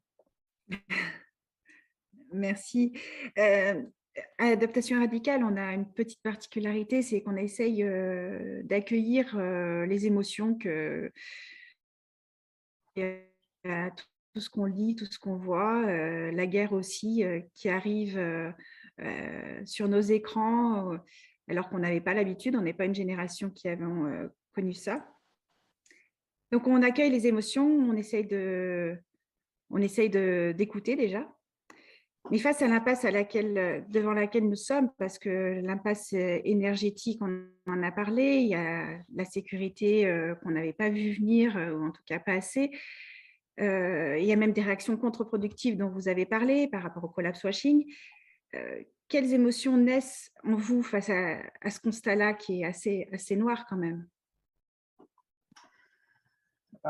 Je vais être tout à fait honnête, j'ai des difficultés à identifier mes émotions spécifiquement sur ce sujet parce que j'ai grandi avec ce sujet en fait. Moi, je me suis posé des questions existentielles qui ont assez vite débouché sur les risques de finitude. Je devais avoir 17, 18, 19 ans, enfin, bon, à cet âge où on se pose plein de questions existentielles.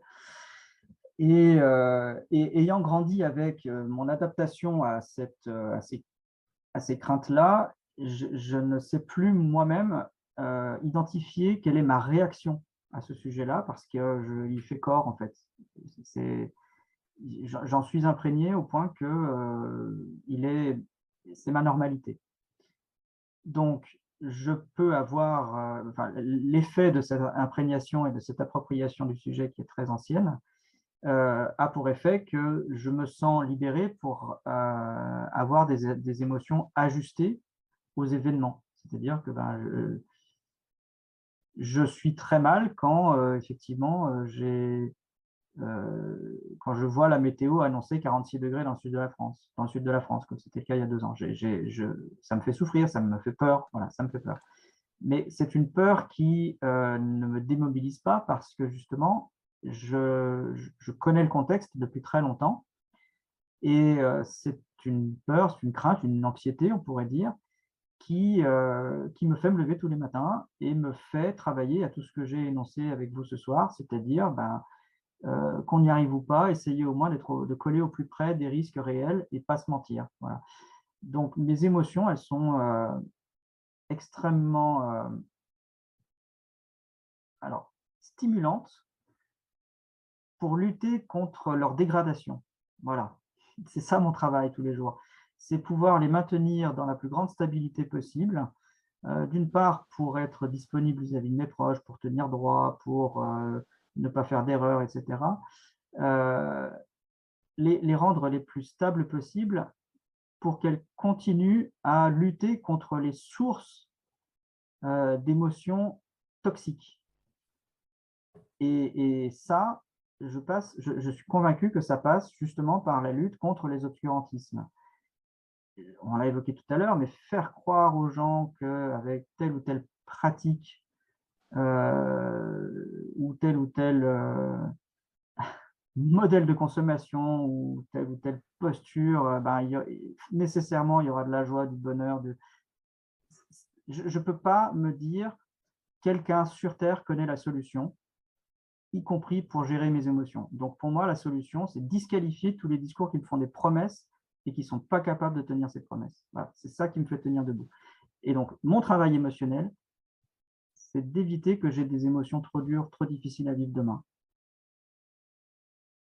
J'aurais du mal à développer plus, mais vraiment, je suis surpris moi-même de n'avoir aucun patron et d'avoir la motivation complète et totale pour aller bosser tous les jours sur mon bureau, tout seul dans mon bureau. Voilà. On a dans le chat pas mal de questions qui ont été soulevées ou des interrogations ou même des réflexions. Est-ce que tu en as une à nous proposer? On est sélectionné par ordre chronologique, une qui me tient en plus vraiment à cœur et qui rejoint la restauration. Que pourrions-nous ramener pour nous aider à traverser cette période difficile? Et c'est de demander à Vincent Migneron qu'est-ce qu'il pense du mouvement low-tech et même, pourquoi pas, le mettre à grande échelle. Alors, il se trouve que j'ai fait un entretien pour le Café Collapse, dont j'en profite pour recommander les vidéos. Voilà, je n'ai pas encore posté cet entretien, mais je devrais le faire sous peu. Je ne voulais pas, je tenais à être respectueux des événements dramatiques qui se passent en Europe en ne perturbant pas l'information essentielle du moment par des choses plus futiles. Donc, je communiquerai sur cet entretien. Et effectivement, une question proche m'a été posée. Et le low-tech, je ne sais pas. Pour tout dire, j'avais un des premiers projets que j'ai lancé avec Adrastia en 2016 ou 2017, c'était, je ne sais plus comment il s'intitulait, mais c'était effectivement une étude sur la faisabilité du low-tech en substitution de tous ces systèmes complexes, hyperconsommateurs d'énergie, etc. Et donc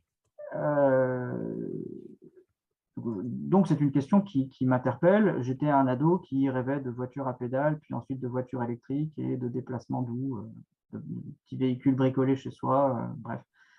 Et donc le low-tech, c'est quelque chose qui m'a toujours interpellé. Et je pense qu'il fera partie du monde de demain, assurément, mais pas en tant que substitut pur et parfait et modèle alternatif. Je n'y crois pas. Il faut bien comprendre qu'aujourd'hui, ce qui régule les flux d'énergie, de matière, de produits, d'informations et les flux émotionnels critiques, ce sont les algorithmes numériques, les intelligences artificielles, les réseaux sociaux et toutes les connaissances dataisées que ces systèmes technologiques ont sur l'humain. Et ça durera plus qu'on pense, je crois. Ça durera plus qu'on pense. Et aujourd'hui, il est possible, on verra dans quelques années, et quelle que soit l'issue du conflit qui se déroule aujourd'hui en Europe, on verra que ces conflits-là auront été régulés par un traitement de l'information qui est à peu près aux antipodes de la technologie, des bases technologiques, des low-tech. Alors évidemment, tout le monde sait que ça va s'effondrer un jour, que ça ne tiendra pas. Mais en fait, je pense qu'au moment où les réseaux informatiques qui gèrent les flux s'effondreront, on aura déjà trouvé des systèmes de substitution parce qu'on n'aura pas eu le choix. Je pense que c'est parmi les dernières choses qui s'effondreront structurellement parce qu'on les maintiendra jusqu'au dernier litre de pétrole parce qu'en fait, on est totalement dépendant de ces systèmes-là. Donc, on les tiendra et quand on aura compris qu'ils sont suffisamment fragiles ou trop fragiles, on aura mis en place des stratégies ou en tout cas, ou alors, même pas la peine, on s'effondrera avec. Voilà. C'est assez catégorique comme… On est tellement dépendant de ces trucs-là aujourd'hui que si jamais ils s'effondrent, c'est très grave, même sur le plan alimentaire. On aura beaucoup de mal à rebondir. Bon, alors, ce que je veux dire par là, c'est que oui, le low-tech, il faut absolument l'investir, mais pas en tant que solution. C'est comme tout le reste, en fait. Tout explorer sur le plan émotionnel, technique, moral, politique, tout explorer. Et chacun, je vous ai dit tout à l'heure qu'on avait réduit, que la taille de notre cerveau avait réduit il y a à peu près 3000 ans parce qu'on avait spécialisé les tâches et qu'on avait une forme de cognition partagée, une forme de circulation de l'information au-dessus de l'individu dont il n'a pas conscience, mais qui fait que la société s'organise indépendamment de ce que pense l'individu. Et c'est une propriété émergente. Et puis, on n'a plus besoin de toutes nos fonctions cognitives. Il y en a certaines qui se réduisent. Bon, bref. Et bien là, il est indispensable que celui qui a une appétence pour les low-tech y aille, que celui qui a une appétence pour le low-tech en informatique y aille et propose des modèles de communication ou des sites web alternatifs ou de la programmation low-tech. D'ailleurs, Jean-Marc Jancovici en a parlé. Il a expliqué comment la programmation des années 80-90 qu'il avait connue, je crois, pouvait être pertinente en apprentissage pour les programmeurs de demain. Donc, oui, allons-y. Et puis, les fours bricolés, pourquoi pas. Moi, quand j'ai étudié les low-tech il y a quelques années pour ce projet, j'avais envisagé qu'il faille réfléchir non pas technique, mais projet. En fait, on en revient à ce que je disais tout à l'heure à propos de la société du chiffre et de la gouvernance par les nombres, dénoncé par Alain Supiot. Si on réfléchit technique, objet, on oublie le projet. Et on oublie de rendre un service aux gens. On oublie de savoir à quoi ça sert de faire un four de tel niveau de complexité plutôt qu'un four d'un autre niveau de complexité. Il faut trouver un objectif. Si on fait que l'étape technique, on ne sait pas pourquoi on l'a fait. Donc, ce que j'avais proposé à l'époque, c'était de réfléchir service rendu. Et par exemple, dans le soin, si l'objectif est que la société tienne debout et traverse des crises, peut-être qu'il y a des services rendus dans le soin qui sont trop énergivores ou trop consommateurs de certaines ressources, donc il faut vite s'en passer et s'en affranchir. Et en plus, ils sont marginaux, mettons, ce n'est pas indispensable pour la santé collective. Par contre, il y a des appareils de très haute technologie ou de haute technologie dont il sera très difficile de se passer, ou plutôt si on s'en passe, on va très vite avoir des effets extrêmement graves sur la société, donc c'est autotoxique. Donc on oublie le projet de la société, par exemple les appareils de radiographie. Donc en fait, c'est des arbitrages. Il n'y a pas d'orientation simple dans le monde de demain à partir d'une solution toute faite. Donc le low-tech, oui, en réfléchissant pourquoi. Une question de Raphaël maintenant. Devrait-on utiliser les énergies carbonées, en tout cas le quota qu'il nous reste, pour développer les ENS au maximum, au détriment du flux de marchandises et de matières premières du coup? Y a-t-il une chance en faisant cela qu'on puisse espérer qu'elles finissent par s'auto-entretenir? Ou est-ce que, quoi qu'il en soit, illusoire et notre avenir est une sobriété énergétique drastique? Alors, c'est précisément le texte sur lequel je travaille en ce moment. Pour ce que j'en lis, il est déjà scientifiquement certain que jamais aucune infrastructure de transition énergétique ne pourra s'auto-organiser. Parce que la thermodynamique est plus forte que notre bonne volonté, il n'y a pas de doute. Et si on met toute l'énergie dont on dispose aujourd'hui pour fabriquer toutes les ENS possibles et imaginables à l'échelle de nos besoins, inéluctablement, elles vont se dégrader. Ce n'est pas une option, en fait. Donc, non, on n'aura jamais des centrales nucléaires éternelles parce qu'elles arriveront à se régénérer, à aller chercher l'uranium dont elles ont besoin et se réparer toutes seules. Ça n'arrivera jamais. Pardon d'être aussi catégorique, mais je ne crains pas trop de plomber l'ambiance après cette première heure et quart, donc j'y vais un peu plus franchement, mais non, ça n'arrivera pas, je ne crois pas. Une question de Thierry. La question du pouvoir d'achat, on en a parlé un peu ce soir. Ne faudrait-il pas d'abord travailler conceptuellement à décoloniser cet imaginaire? Mais ce n'est pas un imaginaire. C'est là où je pense que nos sociétés trichent avec le réel. Nous sommes une culture, une civilisation qui est convaincue, à tort, que les idées changent le monde. Et en fait, cette conviction, elle s'est construite, c'est-à-dire qu'à force d'avoir des services rendus par des machines et de l'énergie abondante, effectivement, nos idées, proportionnellement, avec le temps, elles se sont de plus en plus converties en réalisation. Quand Léonard de Vinci inventait l'hélicoptère, il avait une super idée, ou le principe de l'hélicoptère, il avait une super idée, mais il n'a jamais dit c'est bon, le réel va le faire. Ou plutôt, il se l'est peut-être dit, mais il ne l'a jamais vu. Et nous, on est la société, on est la civilisation thermo-industrielle qui, lorsqu'elle a pensé l'hélicoptère, ben, elle a réussi à le faire. Et vous imaginez la rupture cognitive dans l'histoire de l'humanité, parvenir à voler, avec des objets plus lourds que l'air en plus, juste parce qu'on y a pensé. D'accord? Donc ça nous a évidemment façonné l'illusion que nous étions tout-puissants et que nous pouvions convertir nos idées en réalité. Bon. Alors le pouvoir d'achat, c'est une idée ou c'est une réalité? Eh bien, le pouvoir d'achat, c'est ce qui conditionne la possibilité pour des gens de se sécuriser sur l'alimentation, la sécurité, l'alimentation, la santé et la sécurité, au mieux, en fonction d'un contexte rival. Rival, ça veut dire qu'on n'estime jamais de sa sécurité, sa santé et de son alimentation hors sol. Facile, l'alimentation, c'est assez facile. Quand on a faim, on le voit vite. Mais on n'imagine jamais tout ça hors sol, on l'imagine toujours relativement à un contexte. Et donc, effectivement, on pourrait se dire bah, l'imaginaire des Européens est déconnecté de la réalité parce qu'effectivement, et c'est vrai, on peut très bien vivre en mangeant moins, en mangeant mieux et en n'ayant pas une armée faite de bombes nucléaires et une santé aussi à la fois développée et autotoxique qu'on connaît aujourd'hui. C'est vrai qu'on peut vivre dans des conditions de vie très différentes et vivre aussi bien. Dans l'idée, parce qu'on peut se dire que ça s'est déjà produit, donc ça peut se reproduire demain. Mais là, on se le dit indépendamment de tout facteur rival. Et le facteur rival, la rivalité, c'est-à-dire ce avec quoi on compare la satisfaction qu'on a aujourd'hui grâce à notre pouvoir d'achat, c'est par rapport aux Allemands, c'est par rapport aux Américains, c'est par rapport à d'autres pays dont on voit bien qu'ils n'ont pas un pouvoir d'achat aussi élevé que le nôtre, et puis on n'a pas envie d'être déclassé émotionnellement.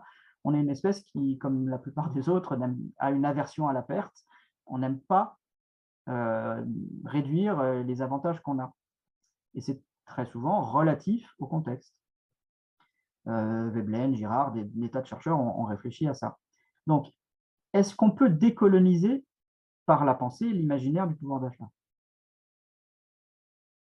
Ben, il faut voir comment cet imaginaire-là est établi relativement au contexte. Et alors là, on en revient encore à ce qui se produit aujourd'hui en Europe. Le pouvoir d'achat d'un pays, et en fait, vous allez le voir à travers tous les articles qui vont sortir en ce moment, tout le monde dit, gérer ce conflit-là, ça va impacter le pouvoir d'achat. Pourquoi? Parce que le pouvoir d'achat, alors c'est Gaël Giraud qui l'a exprimé il y a quelques temps, le pouvoir d'achat, ça a été conçu au début du XXe siècle, pardon, pas le pouvoir d'achat, le PIB, ça a été conceptualisé au début du XXe siècle, en gros pour estimer de la capacité des autres pays à vous faire la guerre. Parce que c'était une bonne unité de mesure de la puissance industrielle, de la puissance économique d'un pays. Donc ça servait à ça, ça servait à estimer de la puissance ennemie potentielle des autres. Et en fait, l'Europe a complètement oublié qu'elle pouvait être attaquée. Là, elle se réveille. Et en fait, elle redécouvre qu'en fait, la capacité de l'Europe à se défendre est totalement liée au pouvoir d'achat des gens, c'est-à-dire au PIB global d'un pays. Ou de l'Europe si elle veut une défense collective. Donc, Est-ce qu'on peut décoloniser l'imaginaire du pouvoir d'achat? Oui, mon écran vient de s'éteindre, j'espère qu'il va se rallumer. C'est le cas, il s'est rallumé. Est-ce qu'on peut décoloniser parce qu'on le veut l'imaginaire du pouvoir d'achat? Et ben là, il faut tenir compte du contexte. Et le contexte aujourd'hui, il est que tout le monde, tous les industriels, tous les politiques vont demander à tout le monde de maximiser les flux de richesse et autant que possible, parce qu'il va falloir trouver des capitaux pour financer la nouvelle défense que l'Europe risque de mettre en place ou va mettre en place, tout simplement pour éviter que la Russie renouvelle ses attaques ou d'autres pays, etc. Donc, ce réveil-là que nous provoque cet événement-là, il va aussi nous faire peut-être sortir de cette croyance que les idées changent le monde juste parce que c'est des idées. On a une question de Pauline, je vais la lire. J'ai le sentiment dans mes expériences de sensibilisation que c'est seulement la sensibilisation à l'enchevêtrement complexe entre nos modes de vie et le vivant qui permet une sorte de réveil un peu rude et pas les données scientifiques détaillées car peu accessibles à la majorité des gens.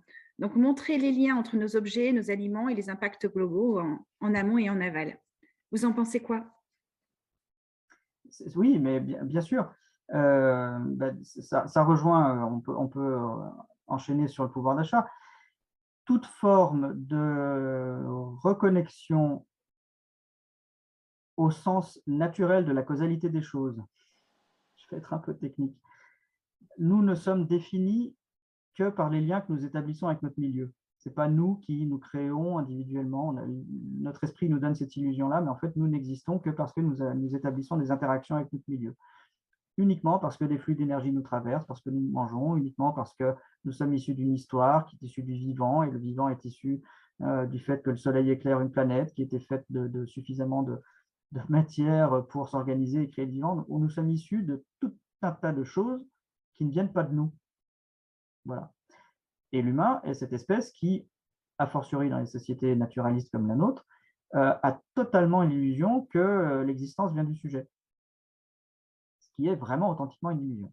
Donc tout ce que vous pouvez mettre en place pour rétablir le sens de la causalité, c'est-à-dire que quand vous existez dans l'instant, vous n'êtes que le résultat de processus sur lesquels vous avez des rétroactions, des feedbacks réguliers, mais dont vous n'êtes pas à l'origine, vous ne vous êtes pas fait naître, je vous le dis. Une fois que vous êtes né, vous avez pu interagir et établir des rétroactions avec votre milieu et votre environnement, mais vous ne vous êtes pas engendré.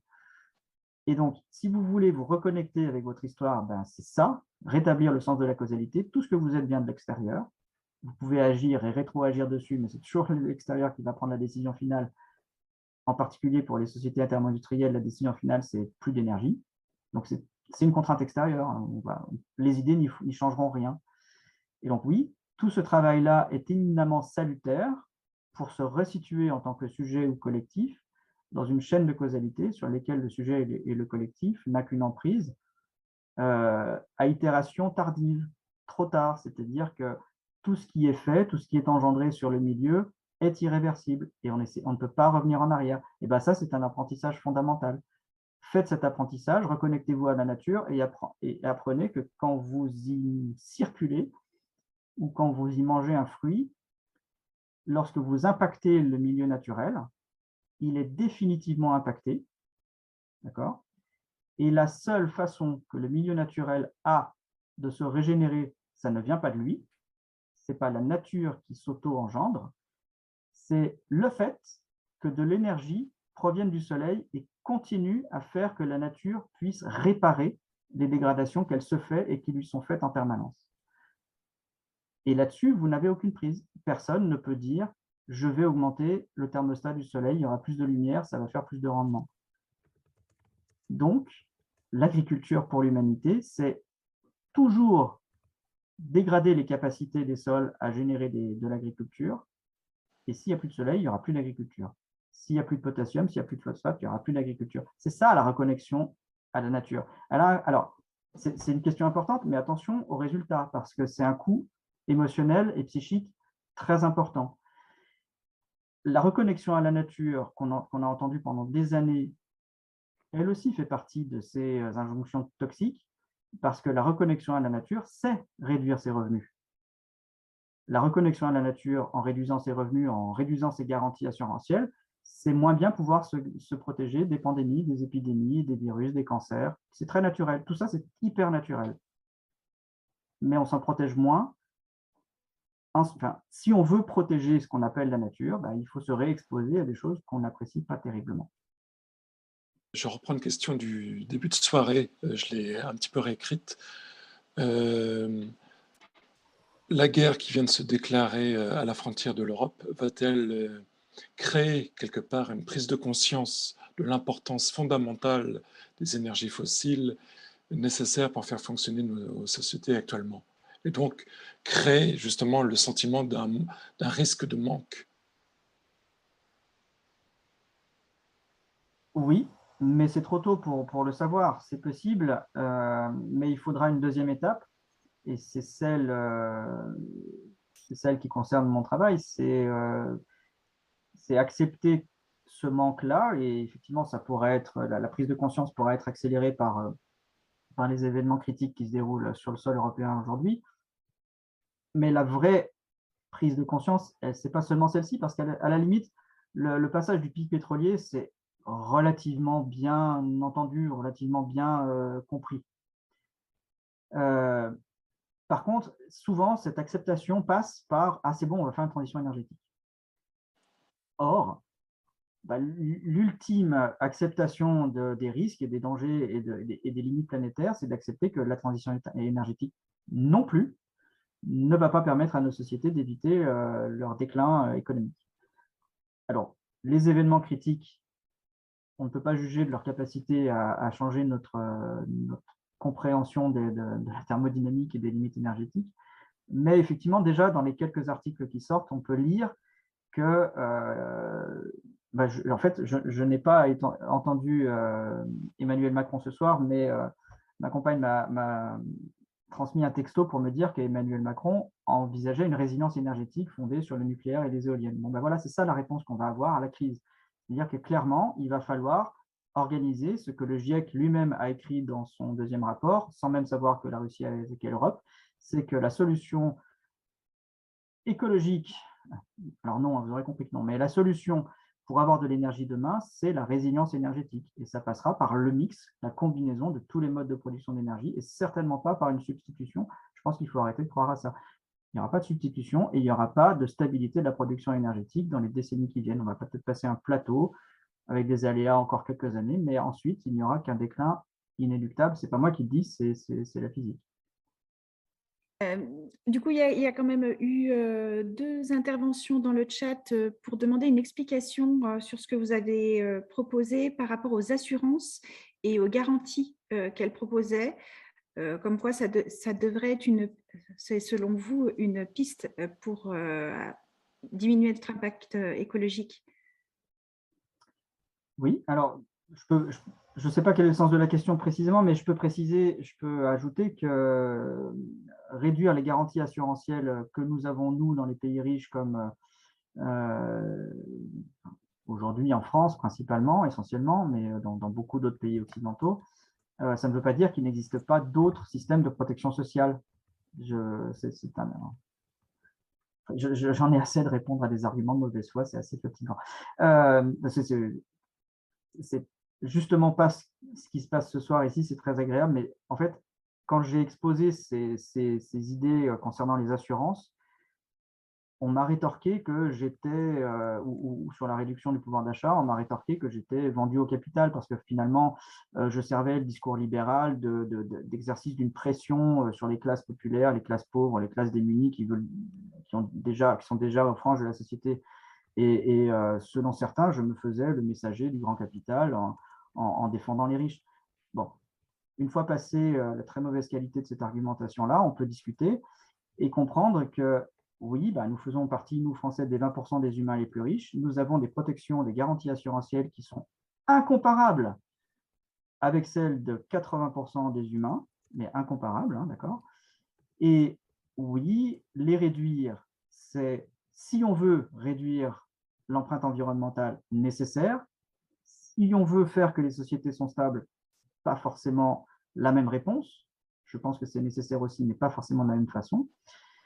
Éviter les conflits aussi, c'est très important. Ça ne passe pas nécessairement par la réduction en claquant des doigts des avantages acquis, assurantiels acquis, d'accord? Ça ne veut pas dire pour autant que d'autres sociétés n'ont pas des systèmes de garantie et une solidarité et une horizontalité, et c'est peut-être même mieux moralement, et ça se discute, et ça c'est un échange, et c'est ça que je veux. Simplement, il ne faut pas se leurrer, nous vivons comme des rois. Voilà. En Europe, nous vivons comme des rois. Donc, il faut entendre que ça passera aussi par ça, qu'on le veuille ou non, nous allons perdre de nos capacités à assurer les garanties essentielles que nous considérons comme essentielles, alors qu'elles ne l'ont pas été dans l'histoire de l'humanité. Ce sont des options, des luxes que nous devons réapprendre à apprivoiser. Nous devons réapprendre à les apprivoiser.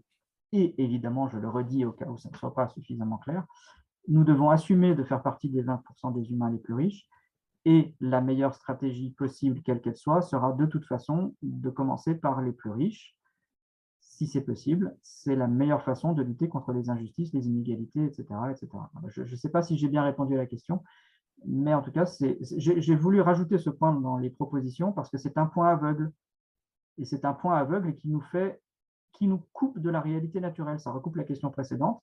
On ne se souvient pas qu'on est totalement dépendant et contraint par l'extérieur, parce qu'en fait, on a des garanties assurantielles qui ne nous font pas du tout réaliser le coût du fait de se soigner à un bobo moyen en allant aux urgences. Et ça nous protège complètement des aléas. Une petite infection, je ne sais pas, une angine, on mourrait d'une otite il y a 50 ans en France. Bon, on ne se souvient pas de ça. Les enfants mouraient d'otite. 50 ou 70 ans. Enfin, c'est hier, et on s'est tellement éloigné de ce que la nature est capable de nous faire qu'on ne sait plus du tout nous reconnecter, j'en reviens à la question précédente, aux aléas qui s'imposent normalement de l'extérieur. Merci beaucoup, Vincent.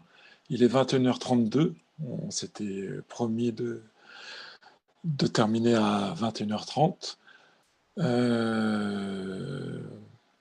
On a voulu poser une dizaine de questions à Vincent dans un ordre qui suivait grosso modo l'évolution de sa pensée à l'intérieur du petit livre dont on a parlé ce soir, qu'on vous recommande de lire. C'est vraiment très très intéressant. Ça complète différentes choses qu'on a pu dire ce soir. Et je passe la parole à Nadège. Merci beaucoup.